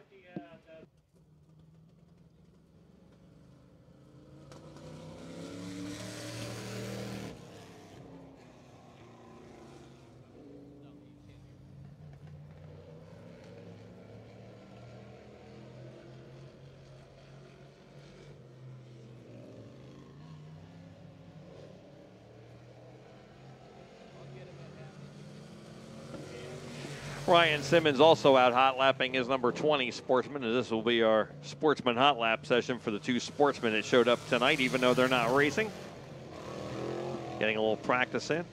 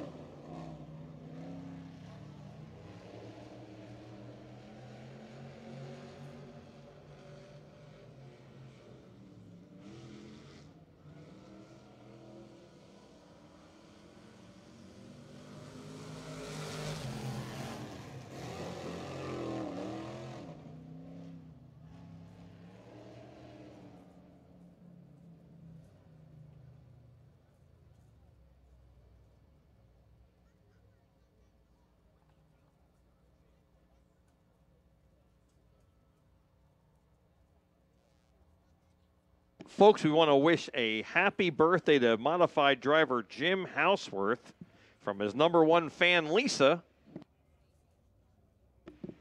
Happy birthday, Jim. I'll make sure I say that again when the modifieds are on and he's on the track later on. But a happy birthday to Jim Houseworth as our fan of the night, James Curtis, being escorted to the pace truck here on the front straightaway as the street stocks come around the line up behind.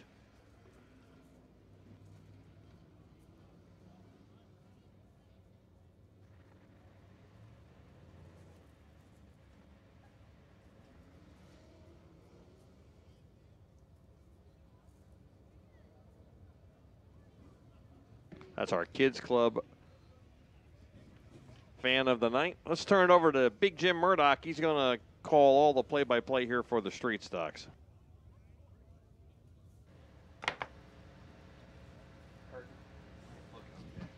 Well, hi. Here we go. 15 big laps for the Street Stocks. This is the way they will come to take the double green flags on the pole. From York, Pennsylvania, it's Shane Grasso in the number 17. On his outside, out of Pemberton in the 94, that's Brian Ludwig. One of the original Old Bridge Outlaws will start third. Chris Allen Sr. in the 98. He is lined up in the back of the pack. Outside of Chris Allen, scheduled to be outside of him, Scotty Freed in the number 72. Your heat race winner, Rob Ormsby, who won convincingly in the 19. He's at a wall. Pat Forrest in the 18 from Little Lake Harbor Township. And then Chris Lane and Howell in number 88. And Jeff Handel will round up the field in the number 11H. He's from Toms River. It does appear that Chris Allen Sr. is going to start from the tail by his choice. This is a 15-lap main event for the Street Stocks. This is your wave lap, first wave lap of the night, starting in the pit grandstands in turn 4. Keep that wave going all the way through the front stretch into turns 1 and 2. Wave at the drivers. I can see them waving back at you. Again, when we announce your favorite driver's name, you need to scream, yell, cheer, do whatever you have to do to get the attention of the folks sitting around you. Shane Grasso, Brian Ludwig, your front row.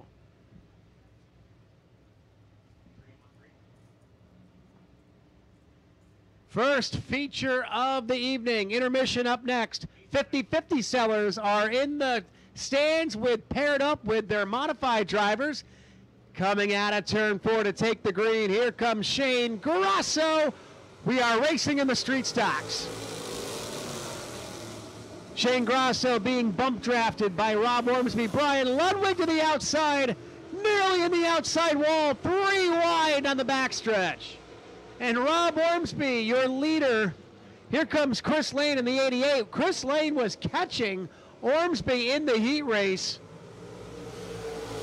And let's see what he can do with Ormsby here. Chris Lane up to second. Scotty Freed to third. Shane Grasso falling back in the 17. Coming around turn 4 to complete lap number 2. Rob Ormsby, your leader, but Chris Lane is right there and challenging. Pat Forrest looking to the inside of Scotty Freed. That's the battle for third down the backstretch. Give the third position to Pat Forrest, move Freed back to fourth.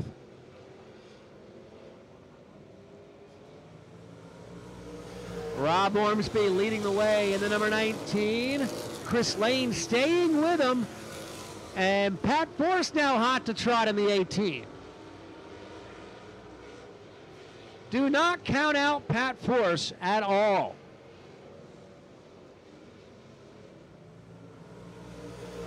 He has told us before that Ormsby helped set up his car. And you can see that battle for second as Pat Forrest tips to the inside of Chris Lane. They are fender to fender through the tri-oval back into turn number 3. Pat Forrest inching ahead. Give the runner-up spot barely to Pat Forrest. Chris Lane trying to do the crossover move, but Pat Forrest's momentum will carry him around the outside, and he's still in second. Chris Lane's giving him a fight, though. Great battle for the runner-up spot. We have completed 6 of 15 laps. Top 3 are kind of close together. Everybody else kind of spread out. Top 3 and the rear 3 are having their own little race going on.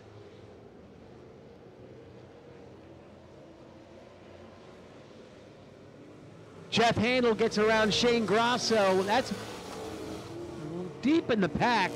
And Handel goes outside 3 wide for 6th, 7th, and 8th on the front stretch. 30 wide for the last couple of positions. That was exciting. Halfway this time by, 8 down, 7 to go for Rob Ormsby. Jeff Handel again getting extremely loose on the outside. Chris Allen Sr. in the 88 gets around him. That's a battle for 6th, 7th, and 8th as Rob Ormsby now is feeling the pressure from Pat Force. Hey, battle for the lead is shaping up back into turns 1 and 2. Pat Force has reeled in Rob Ormsby. Pat Force is coming. This race is not over by any means. This time by, it'll be the hi, how are you lap. 5 laps to go. 5 to go for Ormsby with Force hot to trot right behind him. Pat Force looks to the inside. He's going to make a race out of this. Patrick Force is challenging in the 18. Pat Force to the inside of Rob Ormsby. Battle for the lead down the front stretch. Ormsby looks like he has slowed down in the last couple laps, and Pat Force has gotten faster again. Rob Ormsby sets up the car for Pat Force. Now Ormsby gets a little bit of speed there. This time by, it'll be 3 laps to go. 3 to go for Ormsby. Pat Force right there challenging for the win. Chris Lane has a great view of the battle for the lead, about a half a straightaway in front of him. Patrick Force is sideways in the tri-oval. That may have hurt his chances. Out of turn 4, 2 laps to go, 2 to go, and the battle for the lead continues. Patrick Force to the inside of Rob Ormsby, and now he's pulled up alongside of him. Wheel to wheel, side by side for the lead, as the white flag will be displayed this time by, and Patrick Force spins. Oh, Patrick Force throws it all away as they were coming to take the white flag. A heartbreaker for Pat Force as he sits facing the inside wall. Tough break for Patrick Force. We've seen it before, unfortunately. Just when you thought Rob Ormsby was going to be challenged for the lead, because that does not happen too often when he gets out in front. Car got a little loose. Hopefully something didn't break on the car. As the replay comes out and Patrick Force spins around. I don't know if he got in the slick stuff or if there's more issues with the number 18 there.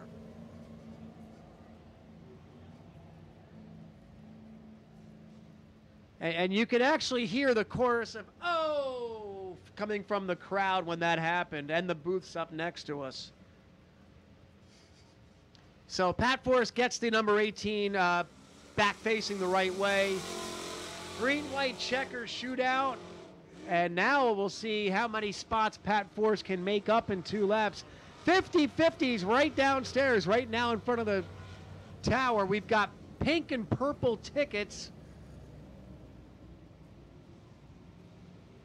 Our celebrity guest 50-50 sellers, Corey Cormier and Paul Mancini, I believe, is the other one. No, Davey Salmons. Davey Salmons, that's right. Davey Salmons.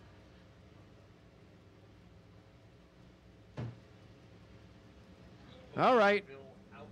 We will try it again. Green comes out for Rob. Now, Rob Ormsby's car might be having a problem, too. It does appear he's slowed down because here comes Chris Lane to the inside. Chris Lane now challenging in the 88.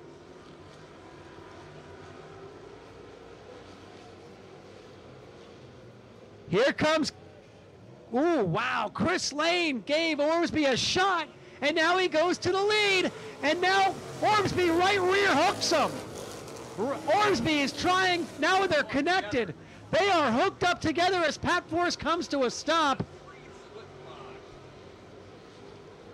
And we have a yellow flag as Pat Force's car and has died on the front stretch, and Rob Ormsby is not happy with Chris Lane. Rob Ormsby is driving over Chris Lane's right front wheel. And that comes after Rob Ormsby tried to right hook him going into turn number 1. Officials are watching that contact closely in the booth next to us. But it did appear that Rob Ormsby was trying to take out Chris Lane after Chris Lane body checked him through 3 and 4. Chris Lane will be scored as the leader. And just when you thought this race was going to be a simple green-white checker. Now, I believe Rob Ormsby's car may be having some sort of a problem because he's slowed significantly as Pat Force was catching him. White flag is out. We will go green next time by, and it's going to be a one-lap shootout. Green and white together, and then the checker flag. Pete, this is getting exciting. We will see how this plays out. Ormsby, and if you know Rob Ormsby, he does not like to be hip-checked like that, and he showed his displeasure, if you will, with Chris Lane a couple of times. Here we go. White flag. Hold on, everybody. Green flag and white flag at the same time. One-lap shootout. Rob Ormsby now finds himself chasing Chris Lane, and Lane pulls away. A 2-car length lead, half a lap to go.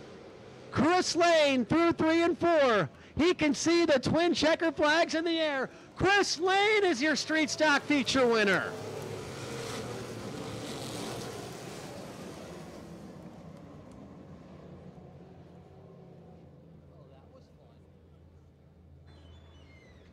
So Chris Lane taking the win and an exciting feature over Rob Ormsby. Scott Freed was 3rd. 4th was Chris Allen Sr., who started way at the back.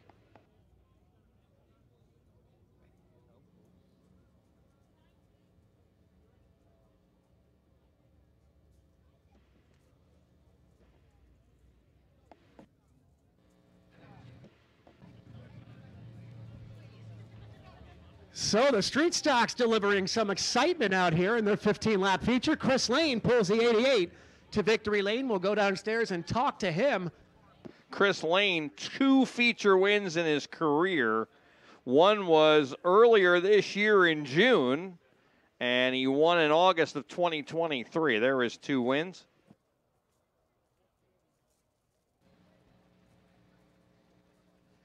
The John Blewett Incorporated Scrap and Waste Recycling. XDP, special thanks, Heather Lane.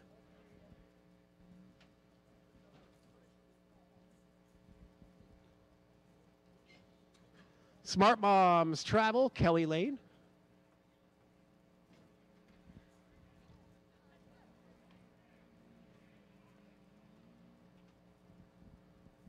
Getting the equipment off. Getting ready to climb from the car. For the 3rd time in his Street Stock career, Chris Lane finds victory lane in the Street Stocks.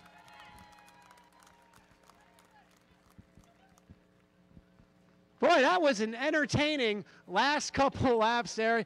You know, you were watching that battle for the lead, and unfortunately, Pat Force spun out. You had a run on Ormsby. You got to the inside in 3 and 4. There was some contact, and I don't think Rob liked that very much. No, he's pissed, and I got to tell him I didn't really mean to get into him. I don't race that way, but it was slick on entry there. And when I got in, I tried to keep it against the guardrail, and I ended up getting the side to him, into him a little harder than I'd like to, but I really didn't mean that. And my aunt and uncle are here from North Carolina. And my uncle has been to a racetrack in 20-some years that I sat in the grandstands to watch him as a kid race every Saturday night. So to win, with them here is special. So they told me no pressure this afternoon, so no pressure. I mean, that's why I gave Rob everything I had. I was in the spot to do it, so I went for it. Yeah, you really made it exciting. The crowd was on their feet. They were screaming. They were cheering. You had a nice round of applause when you climbed out of the car. You beat one of the best in the division here, and you were fast the entire race, and you were there when it came down to what mattered. Yeah, that's it. I mean, when we first started this deal, it was like, oh, we got to try to beat Rob, and because he's the best there is at this. And we're getting close every week, and I just happen to be in the right place at the right time to try something, at the end there. So I got to thank all my sponsors, John Blewett Incorporated. I know he sponsors both of us, so I'm sure, Jimmy, you'll hear about that. XDP for coming on, my sister Heather Lane, Timberline Lake Campground, Harms Mufflers, Mulligan Zero in Farmingdale, GSS Industries, Bryce's Napa, B&R Fabrication, and I think that's about it. One last question for you. When the yellow came out for Pat Force, who stopped here, what was going through your mind? 1 lap to go, hot under the collar, Ormsby starting right behind you. Did you think it was going to end the way it did there? Yeah, I figured I was done by the time we restarted and it went into 3 and 4, and he was going to get me. But I changed my line there before that yellow came out with Patrick spinning, and I found some moisture on the bottom. I was able to keep it there, and I gained on him a little bit. So I said, oh man, if there was a yellow, I might have a shot. But here you are. Here I am. So great job of driving. Fast car out there. Congratulations. Thank you very much. All right, folks, one more time. Chris Lane in the 88.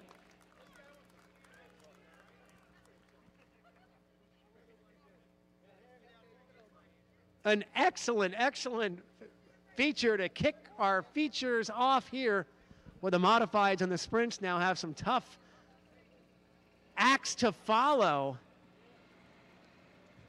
Here he is. The whole family's down here in Victory Lane. One more time for Chris Lane, folks. Let him hear it.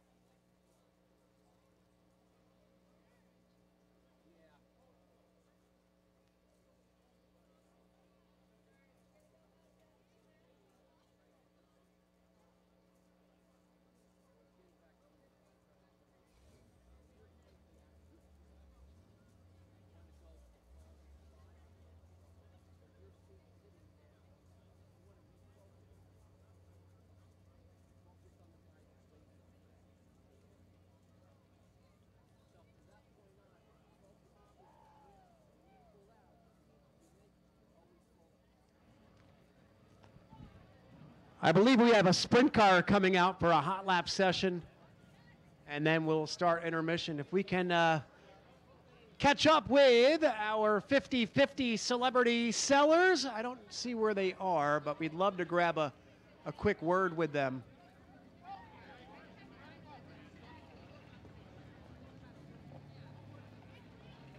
Do you know what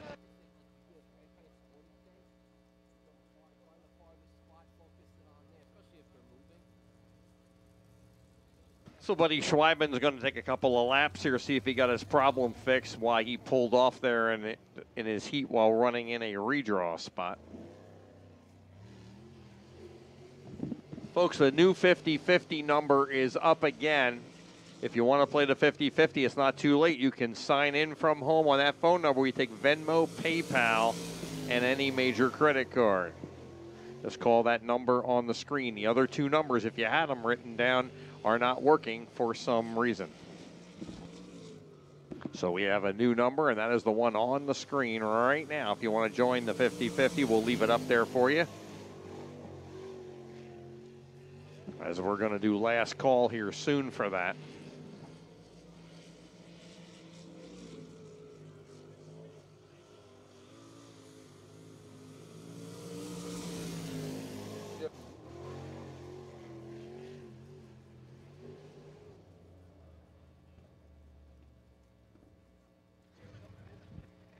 All right, I think we found Davey Salmons up here selling a whole bunch of 50-50 tickets. We'll get a word with him real quick. I know the feature's starting soon, but Davey, come on over here. Hey, how's your new job working out here with the 50-50 sales? It's a workout, that's for sure. Up and down, up and down. But it's fun. It's great to get out here and interact with the fans, and decent crowd tonight. So hopefully everything will go smooth and put on some good racing. Those 50-50 girls work hard every night, don't they? They do, very hard. So how many tickets have you sold, and where's your New York counterpart at? How's he doing? I think we sold a lot more. A couple thousand tickets I think we've sold. No. Couple thousand. All right, so what do you think of this deal? Yeah, this is something new we started trying a couple weeks ago. Kind of fun rivalries going on here. Nice fan interaction, too. Yeah, I think it's great. You know, for the fans to see the drivers and interact with the drivers and see the kids, and it's what the sport needs. You know, you grow that relationship, and then they're going to want to come back every week. All right, Davey Salmons, everybody, looking to get another win this year. We'll try to find Corey Cormier. He's down in the they got a lot of people down in 1 and 2 tonight here. All right, excuse me, guys. Let me come right through, and we'll catch up with Corey down in the fun section, all the way in turns 1 and 2 here.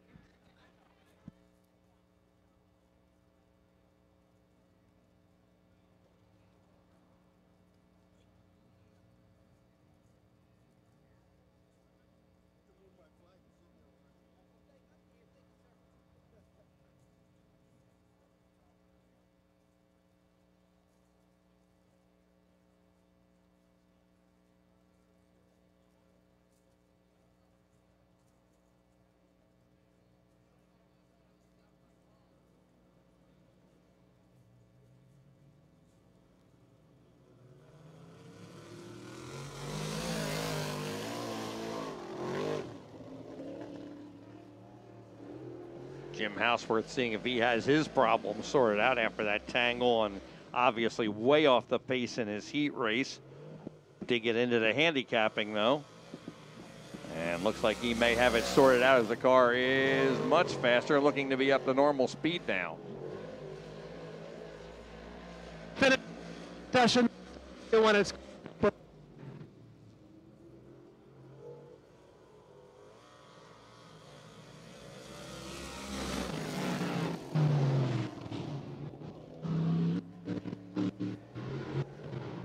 right.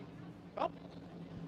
We've got reception here. Corey Cormier is walking alongside of me from the great state of New York. What do you think of this whole 50-50 deal? How many tickets have you sold? Davey says he sold thousands. Of course, he's the hometown boy. You're the New Yorker here, but this is a pretty cool gig that Chris Morris set up with the Speedway. Yeah, no, it's awesome. It's cool to be out here and see all the fans and interact with everybody. I think we're going to have a really good 50-50. I think we both sold quite a few tickets, so I'm excited for everybody. Great crowd on hand here tonight. You know, this is your first year coming down here as a regular. Talk about, like, where did you race before here, so maybe some of the fans that aren't familiar with you can learn more about you. We raced all over for the last couple years. Raced up at Thunder Mountain Speedway last year, Afton. I won the track championship there. Middletown when they were open full-time. But we're happy to be here. It's a different place. Competition is definitely fierce. You know, got to be up on the wheel here for sure. How about the fans here? Have you had some new fans come get some merchandise, talk to you in the pit area? How's the New Egypt crowd treating you? Oh, yeah, they're awesome. They're very supportive on Facebook, too. It's great to be here. Folks, let him hear Corey Cormier from the great state of New York, making his home at New Egypt Speedway in 2025. We hope you stick around, have some great luck, and be with us many, many years to come. You're a great addition to the modified field and to the New Egypt Speedway fan base. So thank you very much for coming. Thank you, guys. I appreciate it. Corey Cormier, folks.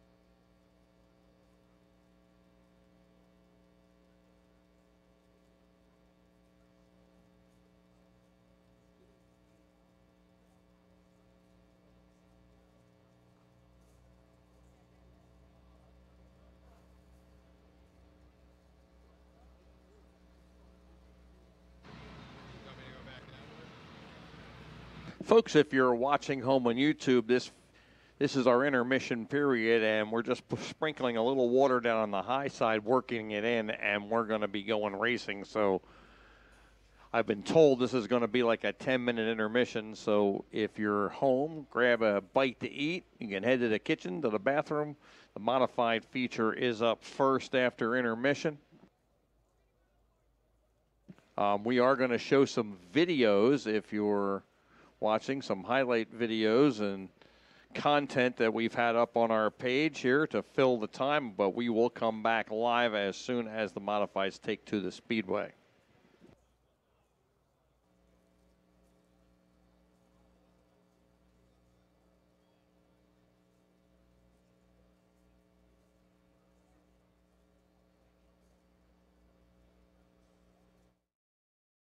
A feature event time racing.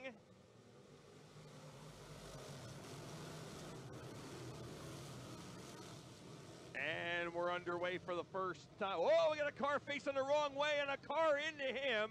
And a couple more piled in, and we have a yellow out quickly. And we have cars scattered. Take two for the Swagger Factory Apparel Sportsman, and we are green. Quick three-wide for the lead there as the front row had Ryan Simmons pull up on the inside as they move down the back. Malozar leading into turn 3 with Simmons right there. Van Wickle slipping through.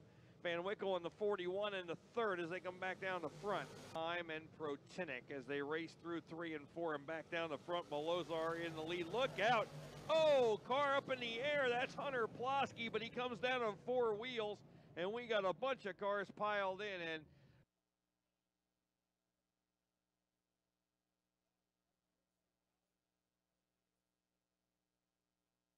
cars on the lead lap. David Malozar and Ryan Simmons bringing them back to green, and we're underway.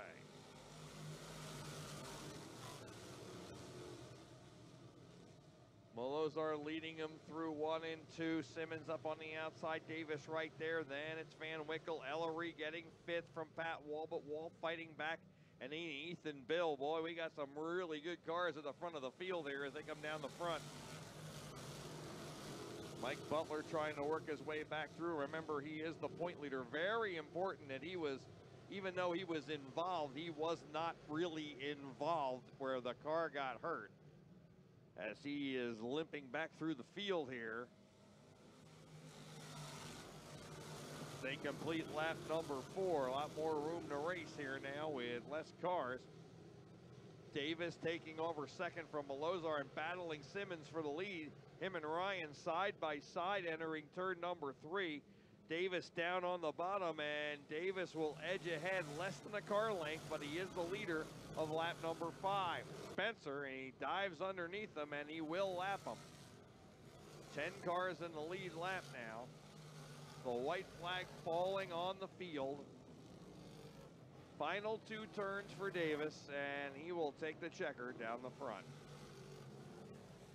So Steve Davis is your winner for the second time this year. Second time in 4 races. Simmons will be second. Malozar, Van Wickle, and Mike Butler. Ladies and gentlemen, Steve Davis.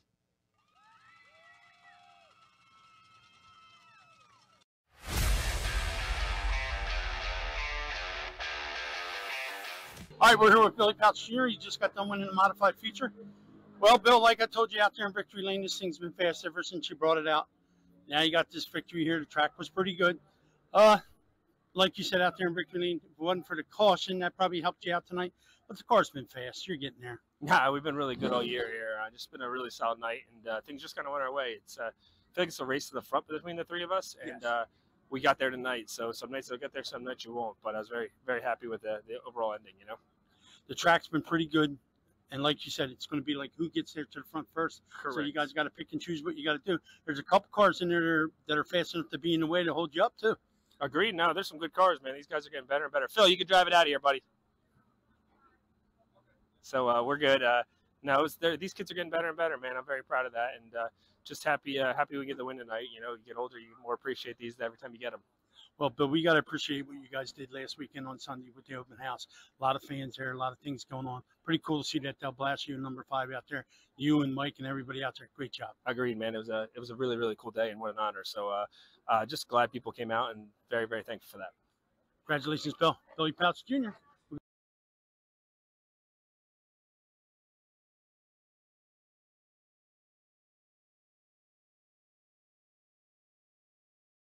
XDP, Extreme Diesel Performance Drivers of the Week questions. Jack, I'm going to ask you some questions. Give us the best honest answers that you can. All right, what's your hometown, Jack? Phillipsburg, New Jersey. Phillipsburg, New Jersey. Why do you race at New Egypt, Jack? It's where my family's always raced. My dad raced here. All my cousins, Mike, Clay, Bobby, all raced here. It's kind of just like home for us. Okay. What is your favorite racetrack other than New Egypt? Oh, I love BAPS out in New York, and Port Royal's a beautiful facility too. Those are probably my BAPS to race there, Port Royal to go watch. Okay. Who is your favorite race car driver besides your pop, of course? I got a couple. Okay. It's the buddies we park next to, DJ and Wade. And I got a good buddy, Parker Golden, races crates at Grandview. Those are probably my 3 favorites. Okay, cool. All right. What is your favorite racing memory to date? I would say it's probably my first modified win. That was real special. It was a straight through race, and it was pretty cool. Or watching my dad's last career win was a 10,000 to win race, so that was also really neat to watch. All right. Now, why do you race besides being crazy? Oh, I race because it seemed, I don't know, it's just a family thing. It's all I've ever known. It's all I've ever really wanted to do. So I don't know what I would do. I'm sure I would have a lot of fun things if I didn't race, but, you know, I don't know what else I'd be doing. Exactly. I mean, when you're in the race and that's what your family does, it's kind of, you got to do it or you get ousted from the family. All right, non-racing questions. Amy's over here smirking. What's your favorite ice cream? Oh, I love like a chocolate chip cookie dough. Like, that's probably my favorite. Okay, chocolate chip cookie dough, not chocolate chip mint. Okay. All right, your favorite food? That's tough. I'm a big cheeseburger guy. Are you? Yeah, Okay. you can get so many different things on a cheeseburger. You can make it so many different ways. I'd say cheeseburgers. All right, he likes cheeseburgers. All right, favorite non-alcoholic beverage? Probably peach tea. Nobody mentioned that. That's a first for that, right, Ian? All right. Favorite alcoholic beverage? Oh, this is easy. It's an old-fashioned. An old-fashioned. Now tell everybody what an old-fashioned is. Old fashioned is bourbon, simple syrup, a little bit of bitters in there. Maybe you garnish it with a cherry, a little orange peel. It's delightful. I think that's what Wade said too, right? An old-fashioned.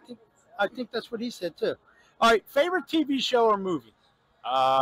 TV show, probably Bob's Burgers. Okay. And then movie, Interstellar. Okay. All right, dog or cat? Dog, easily. Okay. What do you hope to accomplish in 2025, Jack? I'd love to get a feature win or two. I'd like to get one at each track here in Big Diamond. Finish top 5 in points here would be pretty cool. Be the first time I ever finished top 5 in modified. All right, Jack drives the number 5 here. He'll be in the match races tonight. Pretty interesting evening tonight, match races. Yeah, I thought that was a pretty interesting format we got now with the fans picking the drivers and picking the lanes. So I think it's going to be something to watch. It's going to be different. Keep an eye on the 5 car. Thanks, Jack.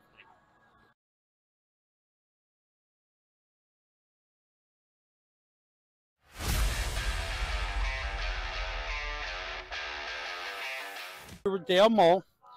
The last time he ran here, won the 4-cylinder feature, and it was his first feature win. I had him on Wide Open Wednesday, and now we're going to give him his interview that he's supposed to have after he wins. But I guess you guys were out of here in a hurry. You were going to go have some fun. We hung around for a little bit. For a little while? Yeah, we went through tech, and we hung out with the Draytons for a little bit, and then we left.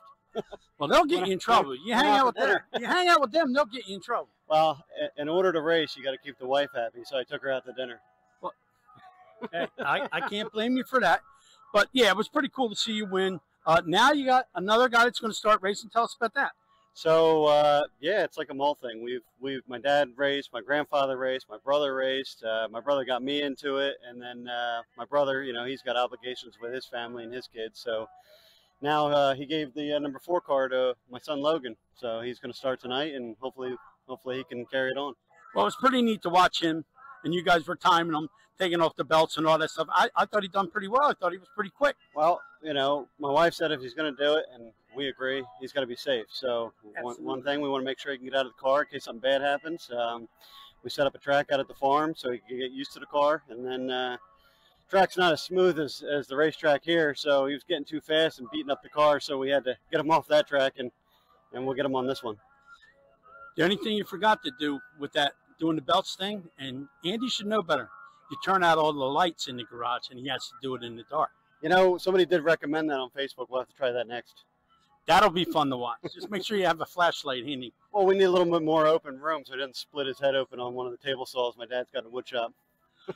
All right, now tell us about this deal. Tell us what you're going to do for the rest of the year and if you plan on traveling anywhere else. Well, we run Bridgeport when it rains sometimes if we're feeling up to making the truck because we're in Chatsworth. So, Right. It's like an hour and 15-minute drive. But, yeah, we're going to run here the rest of the year, every race we can, unless we're on vacation. And other than that, we'll be here every week. Keep your eye on Dale Mull here. He drives this car right here. He could be in victory lane tonight, and I'll talk to him again. Congratulations, buddy. Thank you. These highlights are brought to you by Belmont's Garage. Belmont's Garage has been in business for 60 years strong and is an avid supporter of dirt track racing. Bring your new Egypt Speedway ticket stub for $15 off your next service.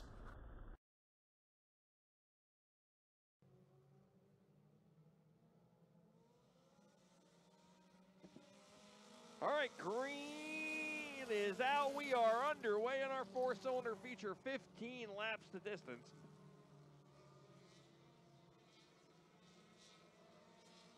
Down the back, Degler from the second row grabbing the lead from Antonelli. The Drayton side by side for third.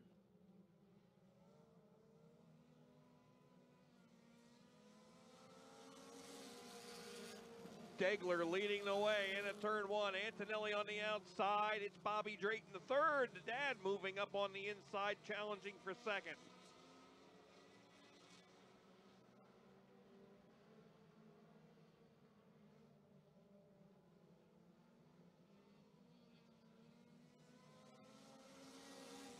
Two laps complete, 13 to go. Degler working the outside.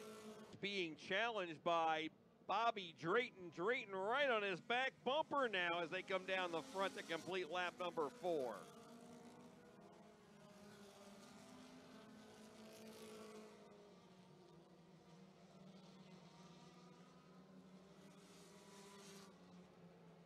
Drayton to the inside of Degler. Surges ahead. Degler back on the outside. They're side by side through 3 and 4. Back down the front. And Degler gets him back at the line by an inch or two. They are door handle to door handle. Antonelli, Justin Dunn, and Dale Mull now the top 5 as Mull getting by Drayton the 4th. Drayton the 3rd, slowly edging out in front on the inside, and he's got the lead off of 4 as they complete lap 6. Degler alongside. Drayton takes the inside row, and he will lead him to the line by a wheel.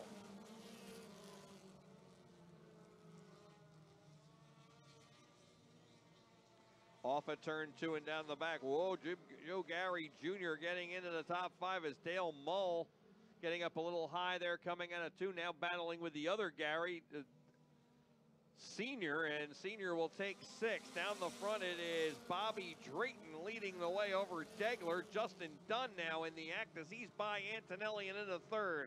3 of them, he did miss a race. Here's the checkered flag. Bobby Drayton will win for the 3rd out of 4 times this year.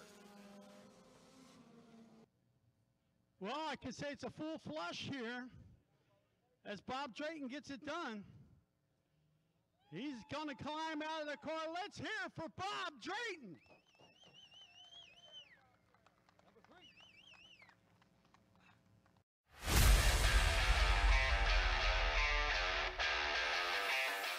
All right, we're here with Paul Mancini. Drove a hell of a race tonight. I know one guy that wanted the caution. I know another guy that didn't want the caution. If the caution did not come out, it would be a different story. Yeah, I mean, I just can't thank my guys enough. They bust their ass week in, week out. We haven't been good recently, but yeah, I didn't want that caution. But I mean, it is what it is. Congrats to Billy. He's one of the best there is, and to run second to him is no shame. No, there's no shame, Paul. You hit all your marks. You drove a hell of a race, and you were going to win the race. There was no doubt about that. He even said that himself, that the caution didn't come out. You had the race won. So keep your head up. You can run with these guys. You know you can do that. Congratulations, bud. Yeah, thank you. I just can't thank all my guys enough for busting their ass week in and week out, and hopefully we could get one this year. I hope you do too, buddy. Good job, Paul.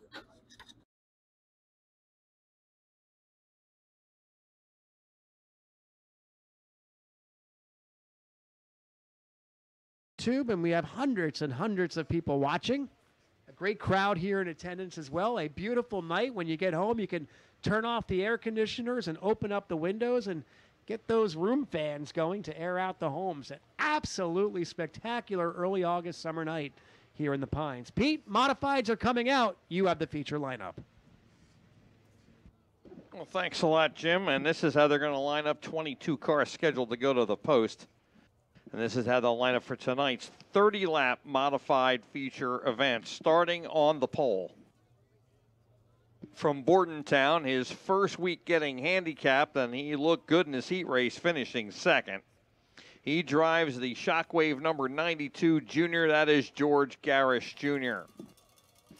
Lining up alongside of him on the front row from Flemington in the White House number Everett Express number 37, Brian Cole. 3rd starting spot from Saraville, driving the Vlakovic Racing, Davis Equipment Sales number 3V, that is Dominic Buffalino. And lining up alongside of Buffalino in the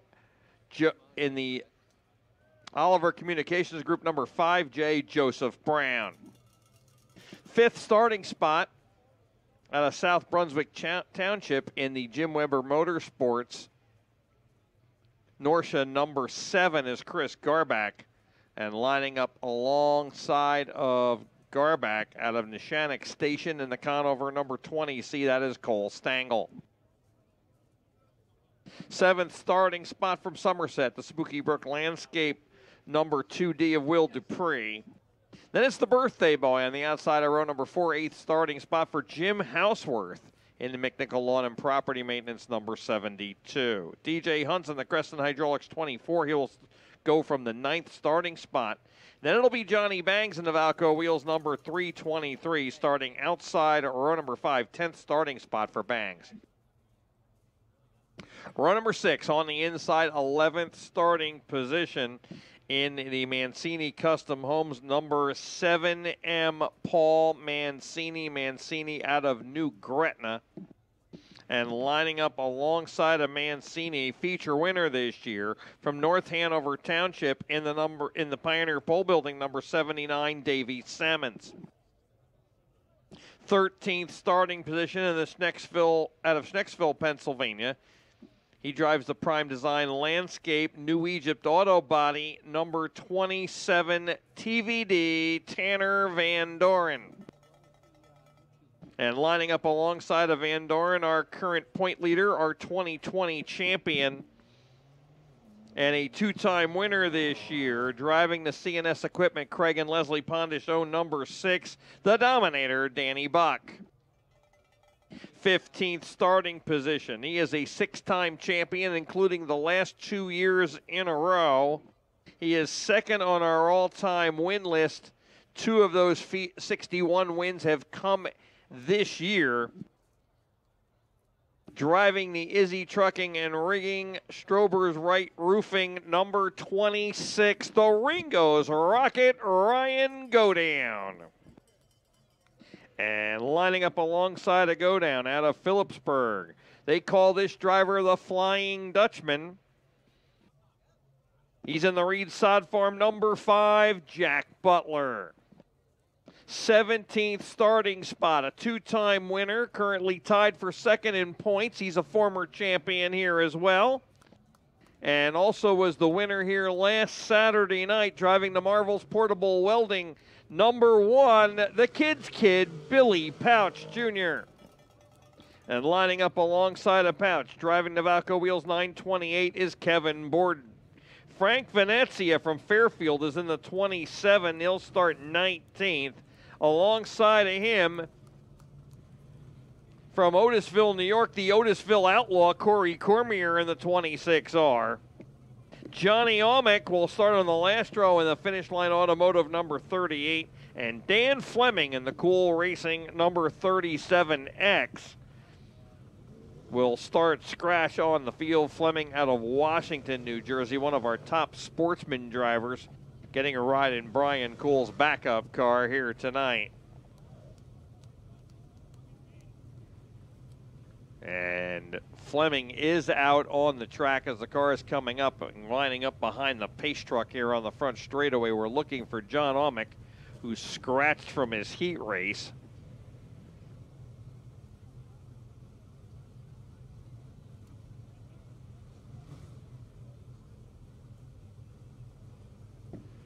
I do not see him. We have 21 of the 22 cars on the track. I do not see John Almec, so that problem he had after hot laps must have been terminal. That is a shame. Johnny Almec, a likable driver out of Highland Lakes. Cars rolling off here on the front straightaway.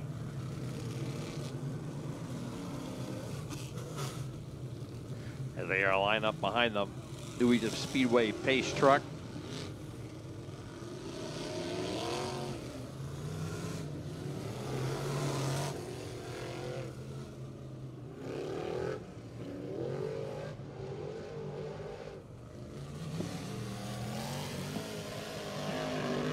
There's Cormier getting back up to the rear of the field here in the 26R. He's scheduled to start alongside of Venezia there in the yellow and white, number 27 at the back.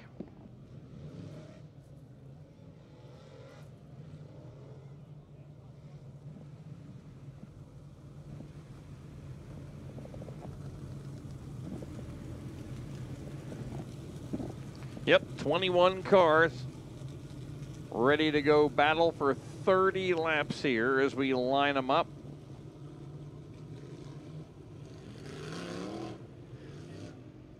And the next time around, I believe, is going to be your wave lap as we get them 4 wide here. This will be your wave lap. Get on your feet, wave your hands over your head, wave your hat, wave your blanket, your chair, a checkered flag if you have one. Wave it high over your head. Salute these modified drivers as they get ready to go to battle for 30 laps for your entertainment here at the New Egypt Speedway.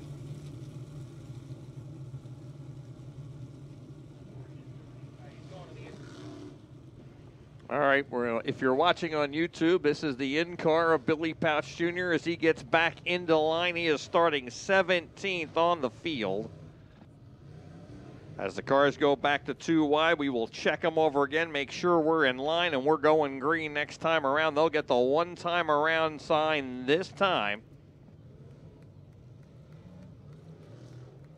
As we now have them 2 by 2. George Garris Jr. and Brian Cool will bring them to green. See Danny Buck got the right side panel hammered out. Didn't slow him down any with it crushed in, so keep your eye on him. A lot of good wood here. All right. Race fans, are you ready to feel the thunder in the pines? Because the modifieds are set to go racing.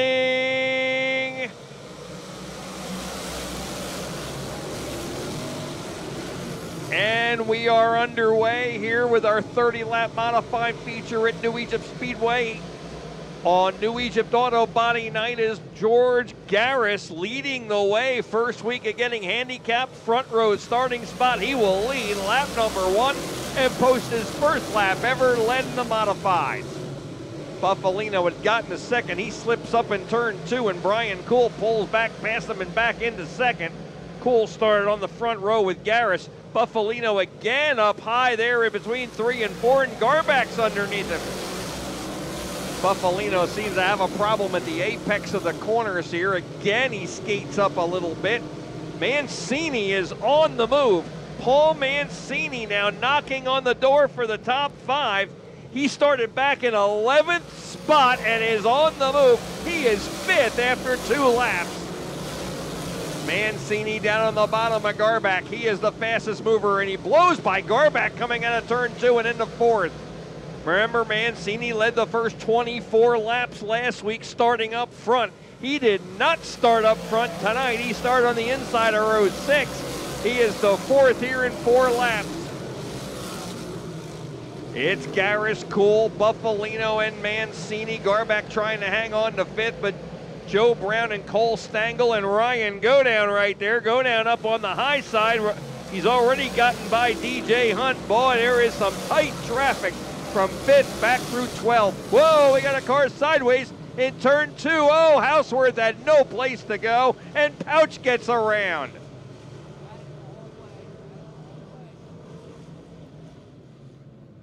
Yellow lights are on, and you see Billy Pouch Jr., the red light on the dashboard, showing he has to fire the car back up.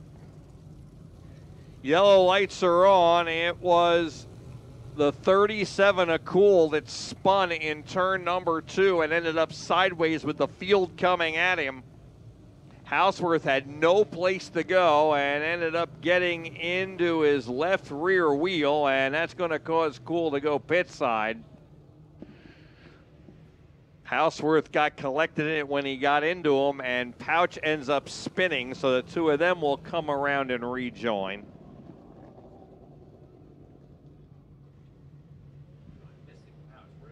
Looked like a lot of scrambling going on. The 37 was getting side by side with Dominic Buffalino, and he just, the back end quickly got out from under him. He spun around. Houseworth kind of love tapped him a little bit, and then in the ensuing scramble, Pouch got over a wheel and he was sideways on the inside. Not a lot of hard contact, thankfully. That could have been a lot worse with the Cool automobile getting sideways in front of, you know, most of the pack there.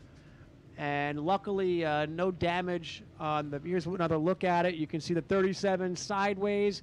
There's the love tap, a little more than a love tap. And then it looked like Pouch and Danny Buck actually came together, and that's what sent Pouch around. So a lot of big names involved in that little skirmish up in 1 and 2, but everybody is pointing the right direction, and they're going to be able to rejoin the field.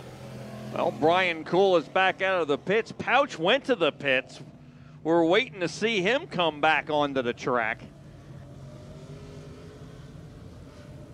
Brian Cool has rejoined. All the cars rejoining will pass the 37X of Dan Fleming. Fleming just putting laps in at the rear of the field.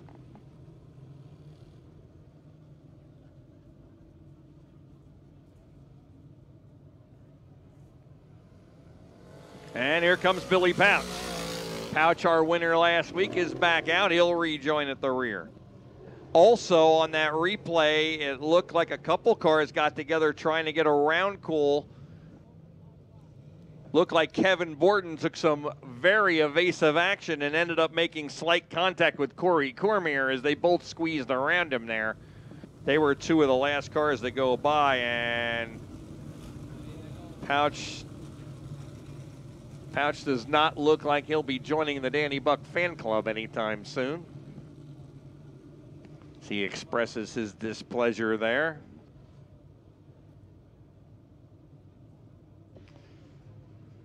Pouch is fast. He was fast last week, came through the field and ended up getting the win.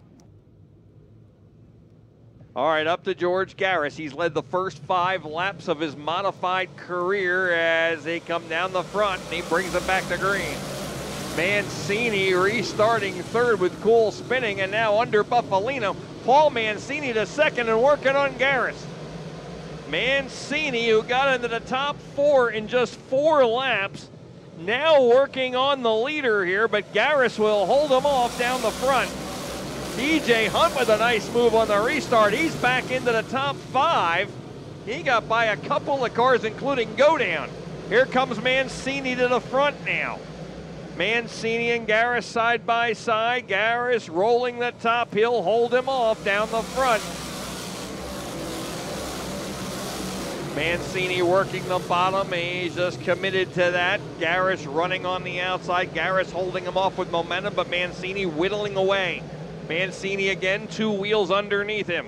Garris holds him off again. Look out, a car backwards back in the field, and now a couple other cars together, but I think they kept going. And they did. The car backwards is Johnny Bangs in the 323. The other car I saw get up to the fence, there were 2 of them, but one of them was the 928 of Kevin Borden. I think Pouch might have been the other one at the time. Side coming off of turn 2. Borden was on the inside of Johnny Bangs, and Borden actually climbed over Johnny Bangs' front end, and we thought we were going to have a wild tumble. Thankfully, the car came back on the ground, and Pouch went to the extreme outside to try to avoid all of that. I don't believe Pouch hit the wall, but it was close. But that was certainly an oh my heart moment for not only Johnny Bangs, but certainly Mr. Borden, who got way off the ground on the front end as he climbed up and over Johnny Bangs' front end of the car. Well, Cole Stengel now pulling out down the ramp in turn number 3. Here's we'll show the replay here again on YouTube. You just saw it. They're going to show it to you again.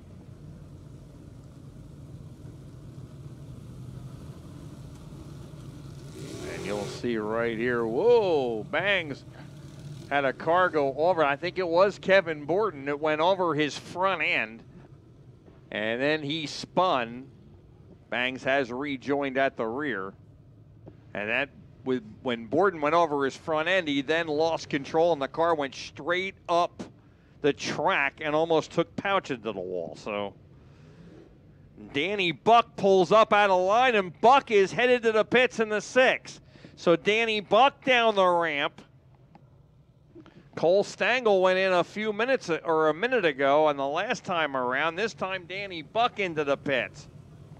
Garris, your leader. Paul Mancini is by far one of the fastest cars on the track. Danny Buck has a flat, I'm told. So they'll give him his courtesy lap here as they try to change that tire. If you're watching on YouTube, you're watching Billy Pouch Jr. The in-car camera. He's right behind Will Dupree out there.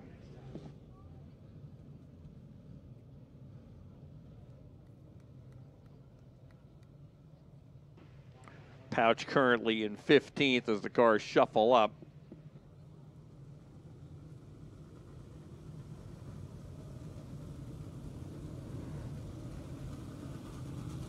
So Garris has led all 7 laps. This is the first time he got handicap. He had been starting at the rear his first 3 weeks in the modified since moving up. Got handicap tonight, finished second after starting on the pole in his heat race. He started on the pole here in the feature. He has led the first 7 laps and has looked very good. Paul Mancini started 11th. He was 4th after just 2 laps. Or he's in the top 5 after 2 laps. He was 4th. In 4 laps, he was 3rd after 5 laps, and now he is 2nd. Mancini coming through the field quickly, by far the fastest mover. Buffalino and Joe Brown are 3rd and 4th. Ryan Godown is up to 5th. Then it's DJ Hunt, Tanner Van Doren, and Jack Butler. Butler in 8th. Garback is back to 9th, and Davey Salmons rounds out the top 10 here with 7 laps complete.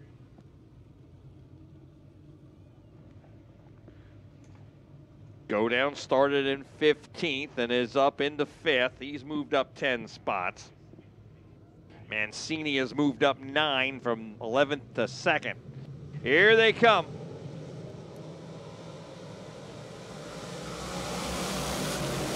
And we're back to green with the modifieds. Danny Buck back out there and rejoin at the rear in case I didn't say that. Here comes Mancini with a run on Garris down the back. Drag race into turn 3. Mancini down on the bottom. Mancini's seen this before. This is the best run he's had. They are side by side down the front straightaway.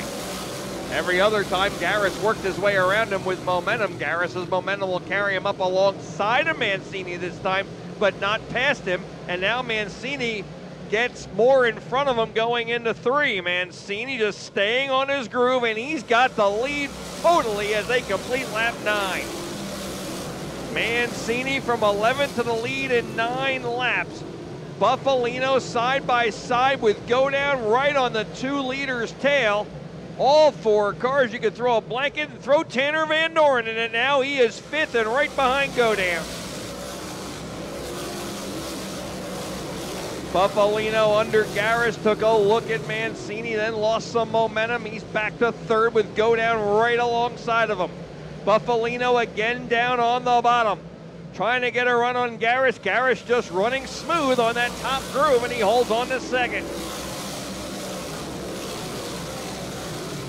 Garris holding on to 2nd as Mancini starts to open up. Buffalino is still 3rd. Godown has been alongside of him a couple times but couldn't get by, and now he's settled back into 4th. Van Doren right behind him as the top 5 have pulled away. Joe Brown is back in 6th, battling with DJ Hunt. Garris continues to hold off Buffalino as he gets a good run off the top, and Mancini's opened up 5 car lengths on this group. Good 3-car battle going on for the 2nd spot. Van Doren's lost a couple of car lengths on that group. And Garris suddenly breaks. Oh, what a tough break. George Garris, 13 laps into this 30-lapper, has come to us. He's slow, he's moving, but slow, and the yellow lights are on. What a tough break. George Garris, really impressive through 13 laps. Something happening, not sure what it is because I can't see. It may be a flat, but I'm not positive of that, obviously. But he pulled right up to the outside guardrail, slowed, and he has now come to a stop right at the entrance back onto the track for the cars, and the push truck is going to pick him up.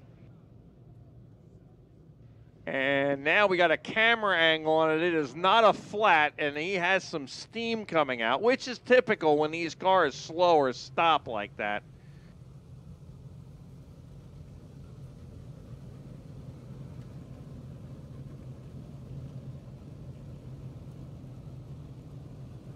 Hopefully that does not mean motor issue. That motor was running really well. That's going to move Buffalino and go down into second and third. Van Doren is now fourth. That erases the lead that Mancini had built up, although it wasn't a big lead. It was 5 or 6 car lengths. Van Doren fourth. Joe Brown is fifth. He has been holding off DJ Hunt. Davey Salmons is right behind them in seventh. So they come off of turn number 4. Alongside of Salmons back there is Chris Garback, who has moved back up to 8th. Then it's Jack Butler 9th. And the 928 of Kevin Borden is up to 10th. Borden has come from way back, and so has Butler. Butler started 16th. Borden started 18th. And Borden has had some issues back there. But it's suddenly in the top 10. Pouch is 11th. Corey Cormier is up to 12th. And they started back. Pouch started 17th. Cormier started 20th. Bangs back from the spin, and then Danny Buck up to 14th now after pitting for that tire when he got a flat. So he tries to work his way through. White flag coming out. Will go green next time by. 2 laps from the halfway point. Paul Mancini, the silent assassin. He has 1 career modified win to his credit, but not here. This is his home track. He has never won here. Oh, Billy Pouch Jr., we got his in-car camera. Not only is it working, but Billy reached over and wiped the camera screen for you. So now it's crystal clear again. That's multitasking at its best. All right, up to Paul Mancini in the 7M. He kicks the wheel right at the beginning of the start box, and he'll bring him to green. Mancini brings him in, go down on his tail with Buffalino up on the outside. Buffalino and go down side by side for the second spot. Buffalino trying to sail it in on the outside. Mancini is committed to his groove. Go down right on his back bumper. Here comes Buffalino. 3-car battle for the lead. Mancini's got attackers on both sides, and the yellow lights are on. And that is for a car. That is Jim Houseworth, who spun up against the inside guardrail exiting turn 4. So the yellow lights back out for Houseworth. Mancini led to the line, not by a lot. Buffalino was on the outside of him, and go down was right on his back bumper, literally. I mean, it was like a credit card between the two of them.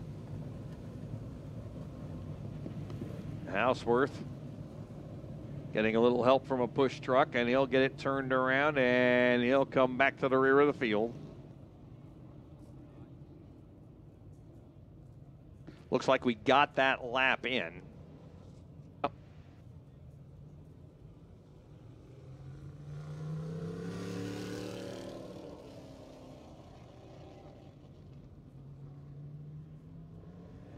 $14 down, where it'll be green and then halfway.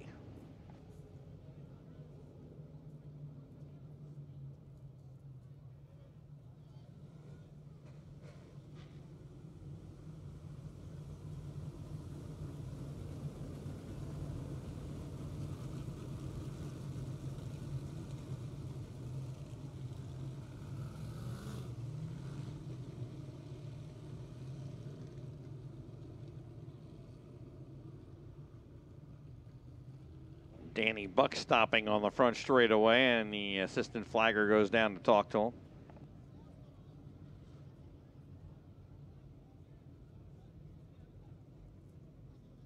Yellow staying out.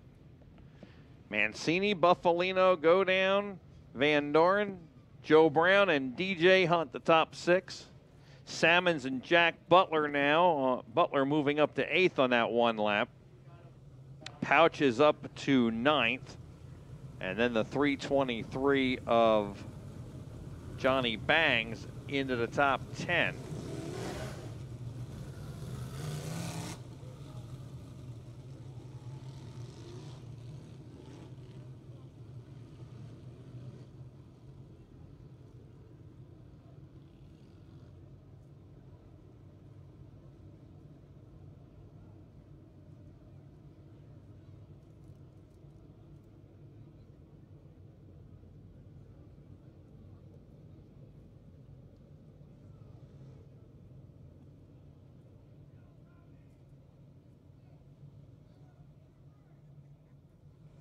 All right, we're going to go green next time by. White flag is out.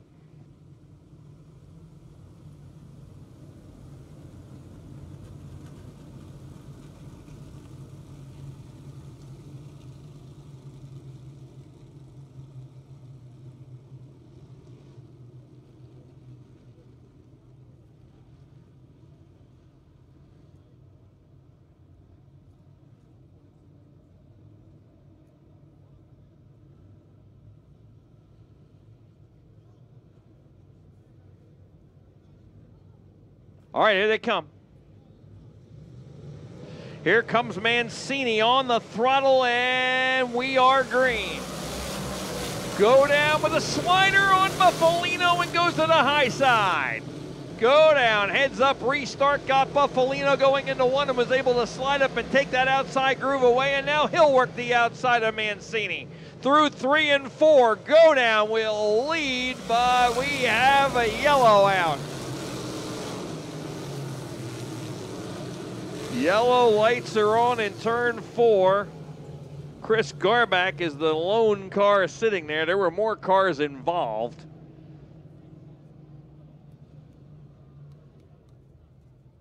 We're going to have a replay on this.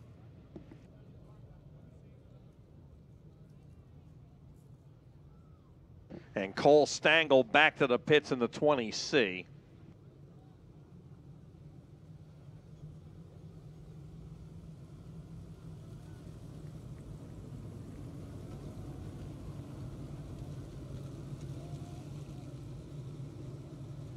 And Garback gets it straightened out. He'll rejoin.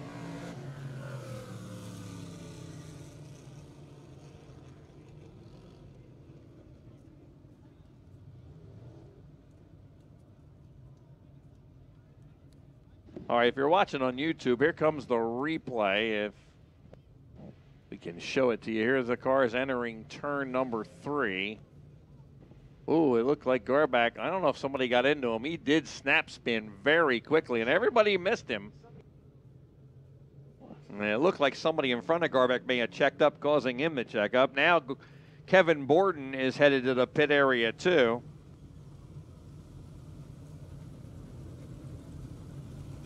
$18 cars on the Speedway right now, and they're showing you the replay once again.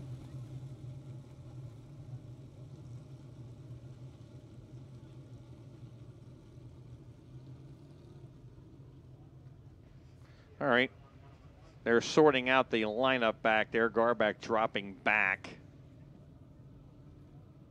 We got cars battling over positions here.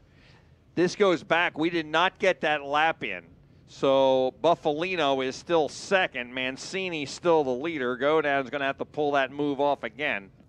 He got a great restart on Mancini's back bumper and got by Buffalino for second going into one and slid right up in front of him to take the groove away. And that gave him the outside groove and the attack point to go around the outside of Mancini. And he had the lead coming off of turn 4, but the yellow came out and we didn't get the lap in. So we are back to 14 complete, and Go Down is back to third. Cole Stengel back out of the pit. So 19 of the 21 starters still out there. One lap in at a time here, Pete, but it's entertaining for sure. How many people in the stands are cheering for Paul Mancini? Is anybody cheering for Dominic Buffalino? Where are the Ryan Go Down fans at?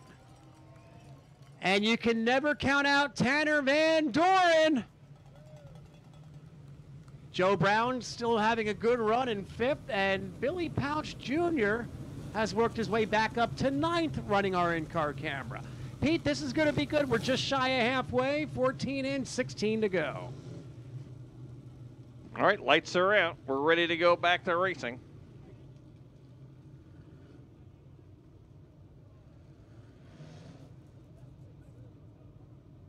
Frank Venezia waving cars by there as he drops back to the rear.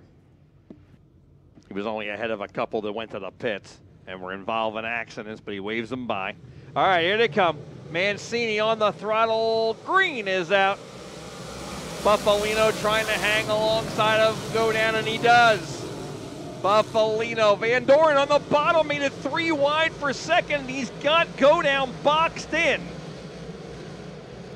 Now it's Van Doren on the bottom trying to get a bite under Go Down. Off the 4 and down the front. Go Down still third. He'll dive under Buffalino. Buffalino on the outside holding on to that groove. 4 wide with Billy Pouch on the inside in turn 2 for the 6th spot. 4 wide. DJ Hunt was part of that. Jack Butler was part of it, and I believe Joe Brown was. He may have been for 7th behind them, and Cormier may have been the other car involved, or Salmons. Off a corner, Paul Mancini leading the way. Go Down leaning on Buffalino when he's got second by a wheel at the line, and now he'll take the spot from Buffalino. Goes all the way to the outside guardrail, scraping the guardrail practically, and now he's second, a couple of car lengths behind Mancini. Mancini running a good race here. He will lead as they complete lap number 18, 12 laps to go. Go Down second, followed by the 3V of Buffalino. Tanner Van Doren fourth, Joe Brown is fifth, Pouch is up to 6th now as he goes by by DJ Hunt. Hunt and Butler battling for 7th. Mancini putting on a good run here. Go Down still second by about 2.5 car lengths as they head into turn number 3. Buffalino right behind them about 4 car lengths as they come down the front. Go Down closes up on Mancini to his bumper with 10 to go. 10 laps to go. Go Down getting her run around 1 and 2 up alongside of Mancini. Side by side into 3, Mancini Go Down rolling the top, Mancini hanging tough. Go Down to the lead on lap 21.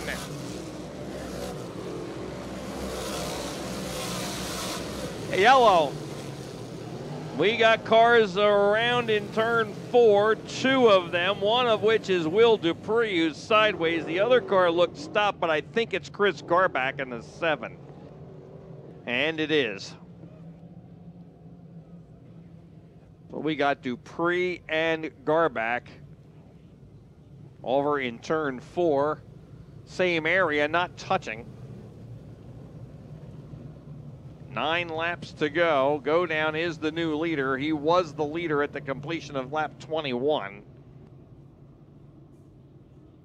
That was the first lap he has officially led. Mancini will line up alongside. Go Down will have lane choice. Buffalino, Van Doren, and Joe Brown, the top 5. Pouch running 6th. And we got cars doubled up behind him. I believe Jack Butler is 7th and DJ Hunt 8th, Cormier and Salmons. You're watching on YouTube, we're showing a replay there. A couple cars just, well, it was Garback involved. They just made slight contact and Dupree spun. They got Nerf bar to Nerf bar a little bit close. Looked like they tried to own the same piece of real estate there in turn number 3 and 4 right at the apex, and they made contact, and Dupree spun, and Garback got in the brakes and just stopped.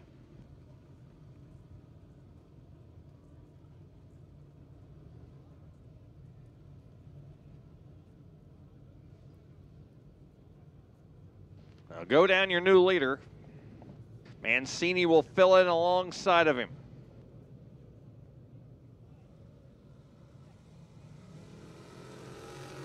And Dupree will go around and rejoin as he comes around.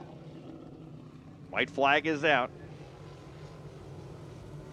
Pouch is up to 6th now. He's been picking them off since having to go to the pits and go to the rear after being involved in an early race, yellow.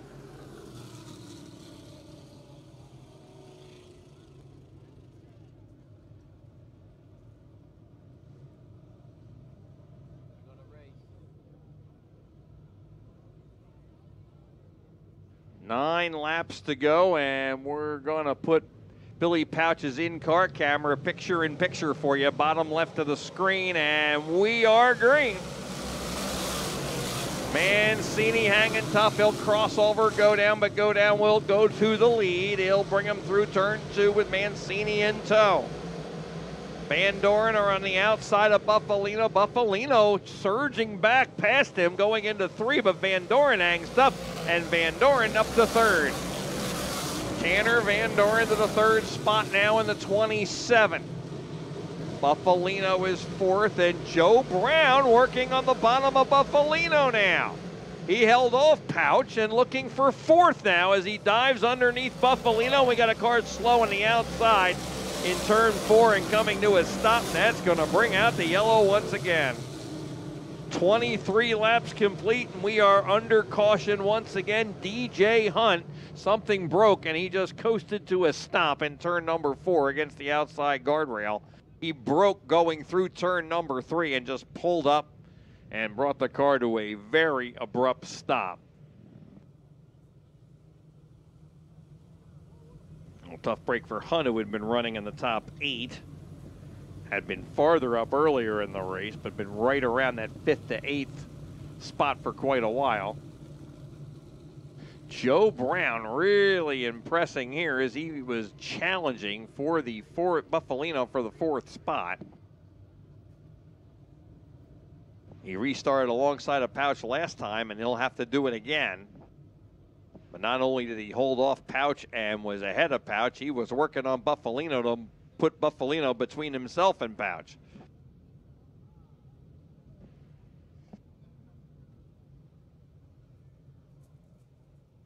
And DJ Hunt needs the push truck. You see the push truck push him through the infield, and he is completely shut off. The push truck is the only reason he's moving.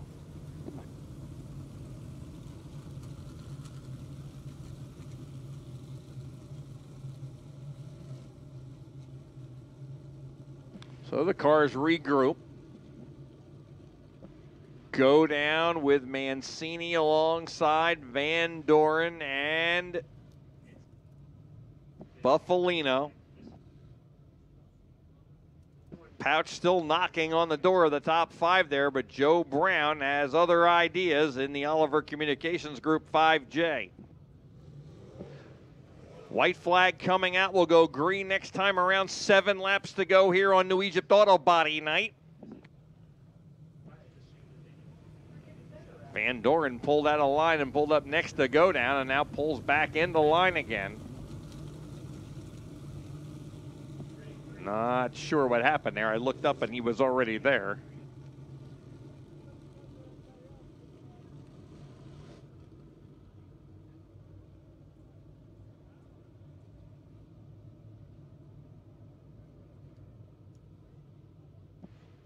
All right, it's up to go down. Mancini alongside. Here they come to the start box. On the throttle, go down, bringing them back to green. And he'll lead him into 1 and 2. Mancini right there. Van Doren changes to the outside. He runs 3rd. Here comes Joe Brown from 5th, looking for 4th again. He's under Buffalino. Nosing ahead, Van Doren on the outside of Mancini. Mancini holds him off. Looks like Brown may have beat Buffalino to the line. That is a side-by-side inches battle going on as they charge down the back. Jack Butler is by Pouch for 6th. Him and Pouch are side-by-side right behind Brown and the 3V of Buffalino. 5 laps to go. Go down, opening up 8 car lengths on the field. Mancini out in front and 2nd with Van Doren all over him. Buffalino clinging to 4th. 4 to go this time by. Mancini holding on to 2nd. Van Doren putting the pressure on.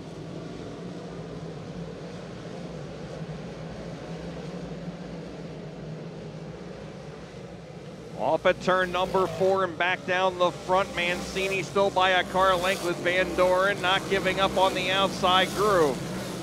And he'll pull even with Mancini, but Mancini will pull back away as they go down the back. Into 3. Van Doren will put it back next to him. Go down almost half a straightaway in front of 2 to go. 2 laps to go for Ryan Godown.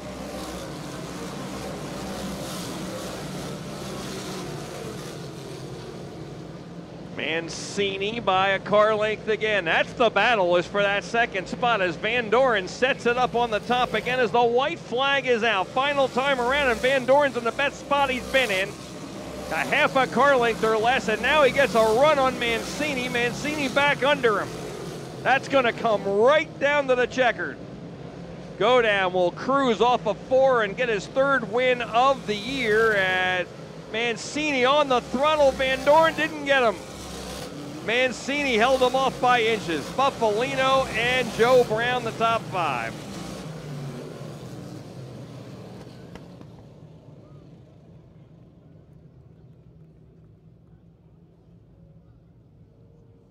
Pete Wortman heading down to victory lane to chat with Ryan Godown. How about that battle for second spot between Paul Mancini and TVD? Photo finish, and Paul Mancini gets the runner-up spot again in the number 7. Fantastic racing in our modifieds. We will send it downstairs to Pistol Pete.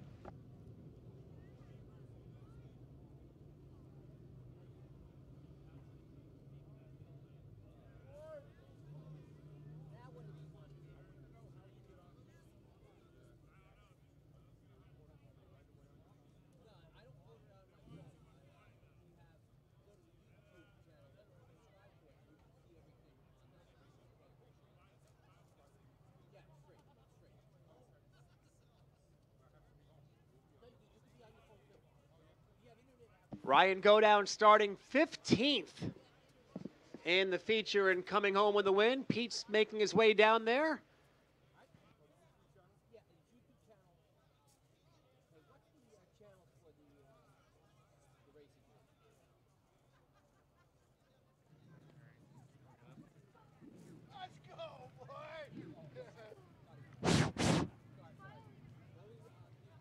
So Ryan Godown in the victory lane. Second on our all-time win list. Post another one. That is his 3rd win of the year. And he is climbing out of the car. Let's hear it for the Ringo's Rocket, Ryan Godown.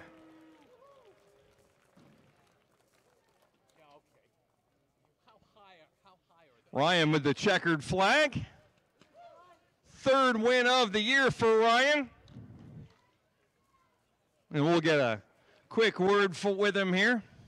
So Ryan, you know, typical feature, you started in the back and you had to mind and you seem to be really good at minding your time there to get through the field and picking your spots. But boy, Paul Mancini was fast lane. He got up there really fast. Yeah, and honestly, I just followed him. I mean, he was in the same row as me. He started 2 ahead of me, and I just seen him get some good holes, and I stayed there patient. And, you know, sometimes we want to get impatient, go to the top, but it seemed to be like you get that bottom working just like Paul did.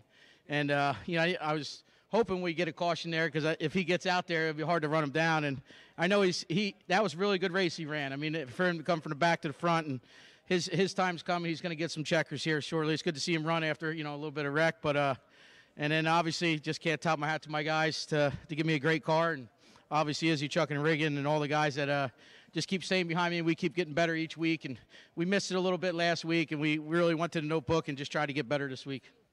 Boy, one of the moves that they're on, it didn't work out because the yellow came back out. You almost had the lead. But beating Dominic down into turn 1 and sliding him in 1. And I know you wanted to do it again, but he got smart after he saw it once, I guess, and he kind of got that groove. He held the groove in the 1. Well, I just think that first one he spun the tires a little bit, and I was able to clear him. And then the second one, he didn't spin the tires as bad. I just couldn't get quite clear him. And then TVD was there on the bottom. I kind of put myself in a bad position there, luckily to rally and get back through the middle, and just able to get enough grip to get back to second and then try to mount a charge. You had to be right up against the fence. I got to thank Mark Blackwell and all the track crew you know, they really got this thing tabletop smooth with a little bit of cushion on top, and you get something up there, and can't thank them guys enough. Obviously, all the fans coming out tonight, good crowd. And obviously, like I said, my crew, all my sponsors, and obviously my girlfriend, and we're going to enjoy this one. I want to thank hi to my daughter home, Savannah, my son Ryan, and try to enjoy this and get ready for Middletown tomorrow. Congratulations, Ryan. Great run. Let's hear it for Ryan Godown.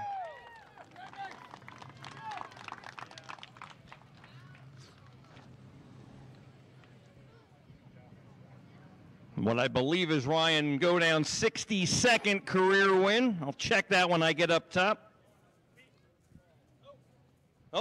We got a 50-50 ticket. All right, you want me to do it? Here, Chris, you read it. All right, here's the cash prize, $1,125. It's a purple ticket, 233900. Purple ticket, 233900. Again, $1,125. 233900 purple ticket. For the autographed pictures of Corey Cormier and Davey Sammons, the Corey Cormier ticket, 233749. 233749.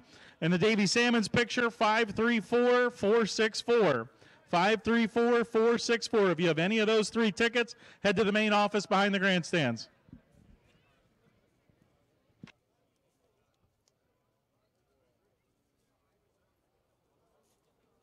The modified top 10, Ryan Godown was your winner. Paul Mancini was second. Tanner Van Dorn was third. The difference at the line was 1/100th of a second between second and third. Dominic Buffalino was fourth. Joseph Brown fifth. Jack Butler coming home sixth. Johnny Bangs pulled off a 7th place after that jingle in turn 3. Billy Pouch Jr. fell back a little bit and finished 8th. Jim Hausworth actually got together a top 10 finish in 9th after a difficult night altogether. Corey Cormier was 10th. Davey Sammons 11th. Cole Stengel 12th. Danny Buck was 13th. Brian Kuhl 14th. Chris Garback was 15th. Will Dupree finished 16th. Frank Venecia was 17th. And then 18th, 19th, 20th, and 21st did not finish. Kevin Borden was 18th. DJ Hunt, Dan Fleming, and George Garris Jr. unfortunately finishing 21st. That does not tell the whole story of his night after it looked like the motor expired in turn 2 after a fantastic run early on. And the sprint cars are coming out. Pete Wortman will have that lineup once he comes back up in the tower. But how about a hand one more time for Ryan Godown, your modified feature winner.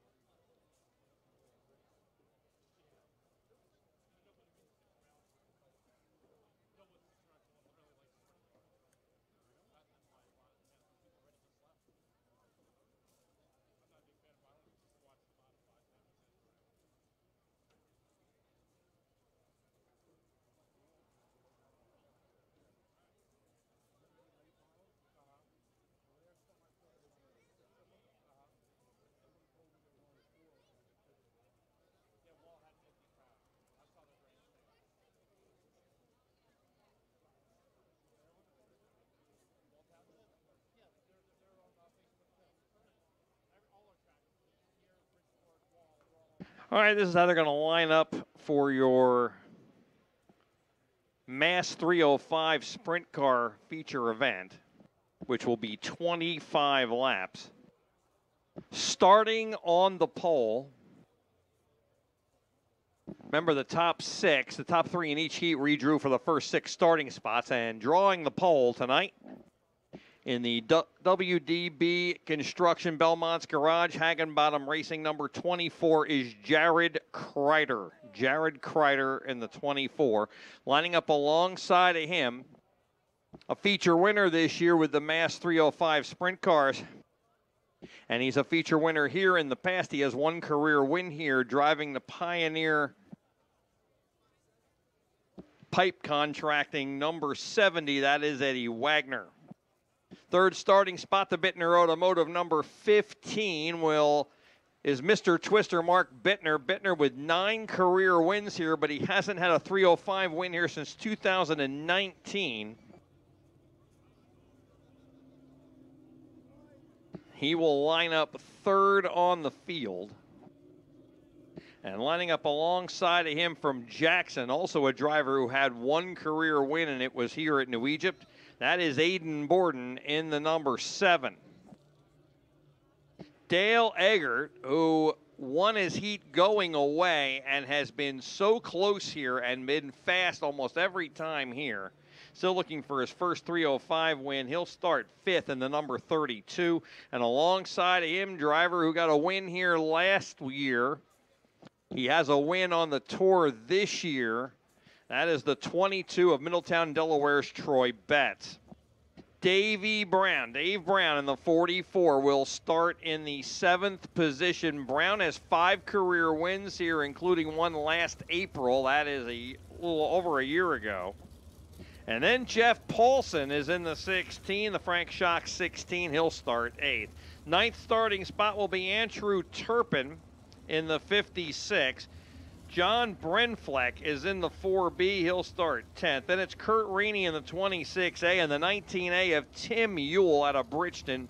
And starting last on the field after pulling out while in a redraw spot due to a mechanical issue. He got it fixed. He is a winner here this year for his only win of the year on the tour.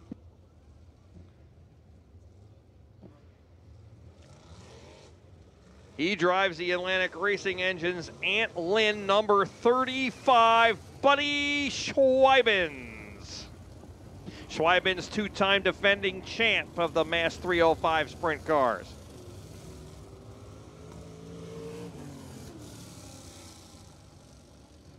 Schweibens is going to have to come from last. The 26A of Kurt Rainey is going to drop back, obviously.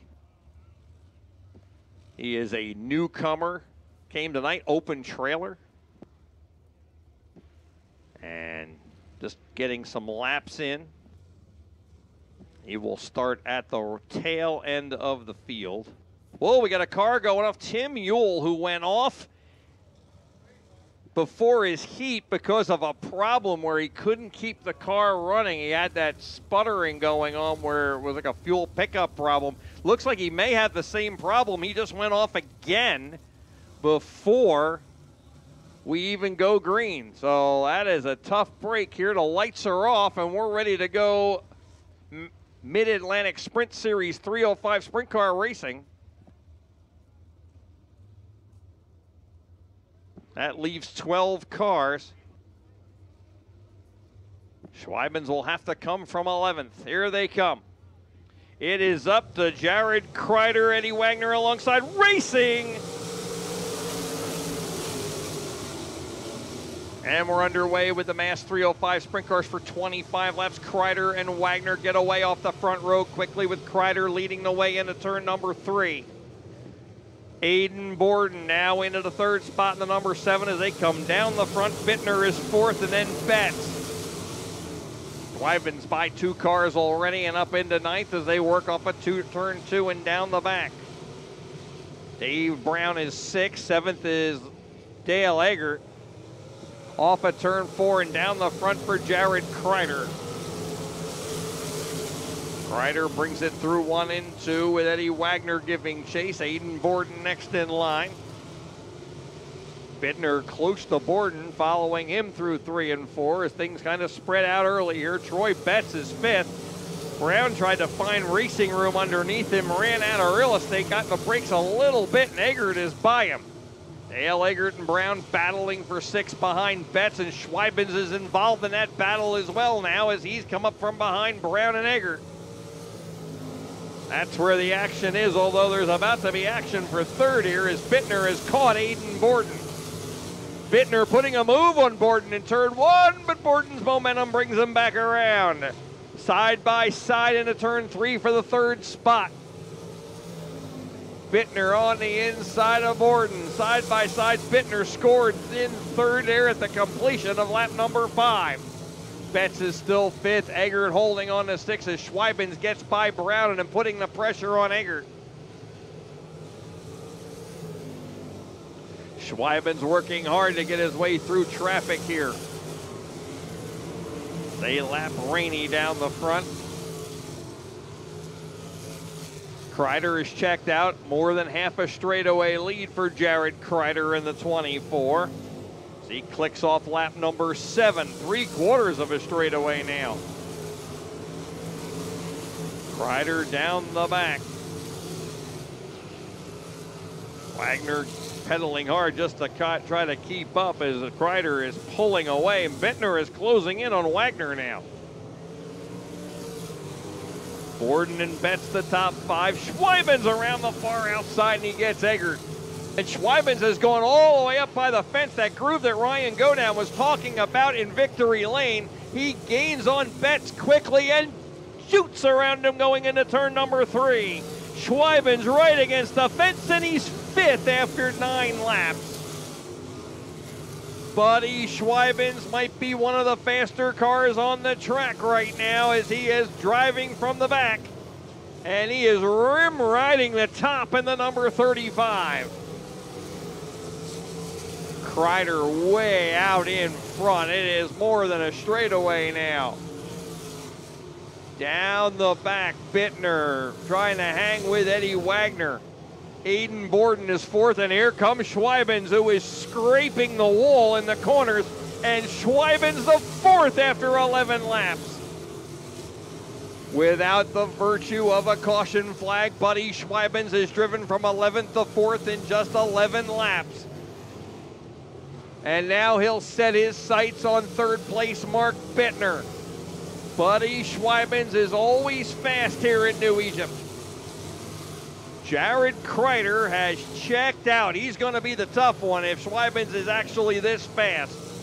We are halfway, 13 down and 12 to go. 13 laps complete. Schweibens is almost to Bittner now. Schweibens closing in on Bittner. He is right against the outside guardrail. Into turn number 3 on the very high side. He will come up along Bittner, have to swing underneath him as Bittner slid up in front of him. Schweibens stays committed to the outside. Bittner slides up in front of him again, hoping he'll pull back down. Schweibens right on his tail tank. He'll go in alongside of him on the outside this time. Bittner knows he's there, but he slides up in front of him. He was clear and took the spot. Schweibens will try the inside now, see if the car works everywhere. He pulls even and will get Bittner on the backstretch on the inside and go right back to his groove. Kreider is checked out. He is a half a lap ahead of 2nd place Eddie Wagner, and Schweibens is within 3 car lengths or less of Wagner now for 2nd. As fast as Schweibens is, if he gets Wagner, I think he's going to need a yellow if he has any chance of catching Jared Kreider. Kreider is in a completely another county right now. And Schweibens quickly under Wagner and drag racing him down the back and right back to his groove. Past him on the inside, goes to the outside. He will lap or try to lap Turpin going into turn number 1. Buddy Schweibens is 2nd with 7 laps to go. Kreider's lead is less than half a lap as Schweibens has already cut into it. But it's a lot, and a leader is in lap traffic now as he's right up on John Brenfleck.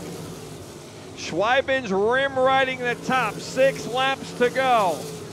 Kreider trying to find a way through lap traffic. 5 laps to go for the field. Kreider is less than half a lap ahead, but still way out in front. Schweibens just pulling away. Bittner has taken over the 3rd spot over Wagner, and then it's Troy Betts.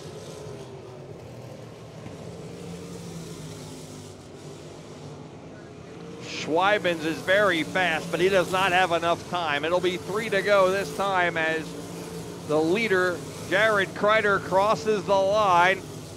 Schweibens was between 3 and 4 when he crossed the line. That's a lot closer. He is closer every lap. He just doesn't have enough time. 3 to go.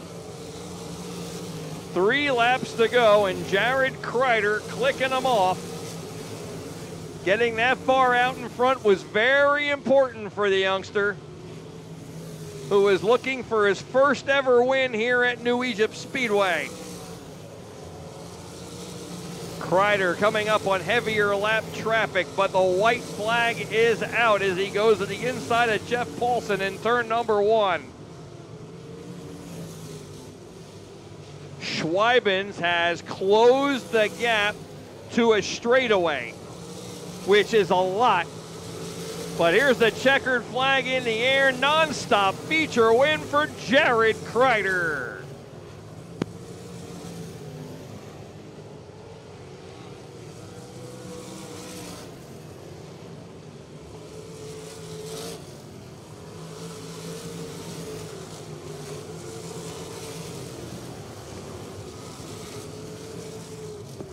So by a margin of just over 4 seconds, and Buddy Schweibens really cut into his lead.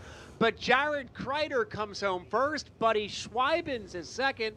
Mr. Twister Mark Bittner comes home third. Eddie Wagner is fourth. Then Troy Betts, Dave Brown, Dale Eggert, Aiden Borden, Jeff Paulson, and John Brenflick.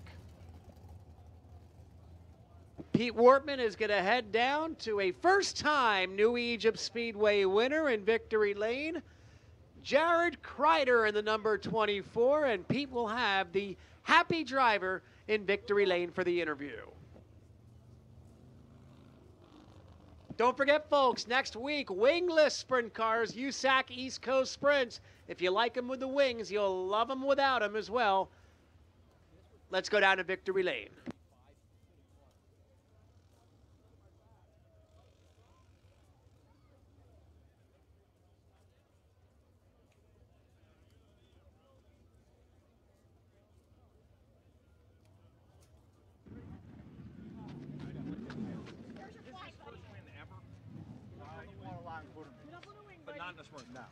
First time ever. I want to make. Let's hear it for Jared Kreider. Jared very happy. First career sprint car win after a lot of quarter midget wins.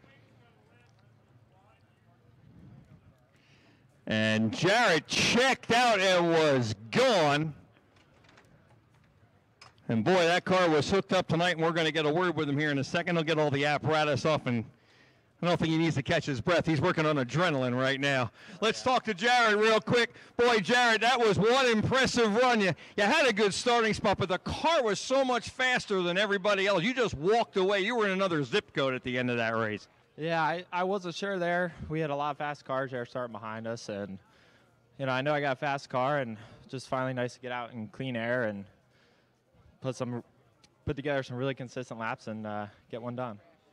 So you've been running these sprint cars now for about a year and a half. Was that about right? Yeah, about 2 years. We had some issues past couple years, just not making full seasons. But other than that, we're back now and ready for some more wins. So, you've been close on occasion. You were fast right from the get-go when you started running them 2 years ago here. But I always kind of thought you get your first one here. This track just seems to fit your driving style. Yeah, it definitely does. Track's got a lot of character to it, and it takes a lot more of a driver here to put together some fast laps. And luckily, I got Johnny here, and we put together a fast car every week. Well, before we let you go celebrate here, who do you want to thank? I know you got a lot of people behind the scenes. First and foremost, I'd like to thank my Uncle John for letting me do this. I put a lot of work in, and he's always there. Thank my mom and dad, Jesse James, Zach Dunkelberger. Everyone just that shows up during the week to the shop and helps out. Sponsored, I can't thank Belmont's Garage, WDB Landscaping, Kreider Manufacturing. It's everyone that helps out. It's great. Congratulations, it's your first, but it's not your last. Let's hear it for Jared Kreider, your winner of the Mass 305 Sprint Cars tonight. And folks, as you're heading out, check your 50-50 numbers. None of the prizes have been claimed yet. 233-900, 233-749, and 534464. If you have those numbers, go to the main office. Again, the cash, it's over $1,000, folks. 233-900. 233-749 for the autographed, and the second autograph 534-464. If you have those winning numbers, go to the main office.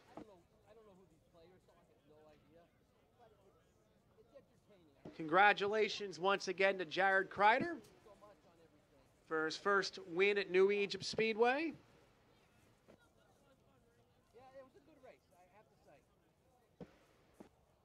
Folks, if you're heading out, again, thank you so much for spending a perfect Saturday evening with us here. We're getting you home early tonight.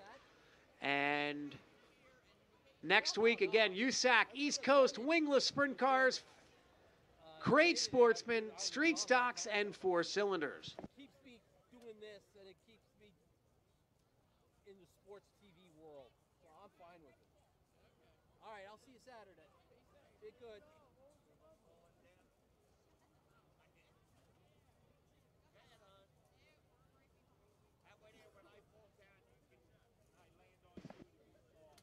We good?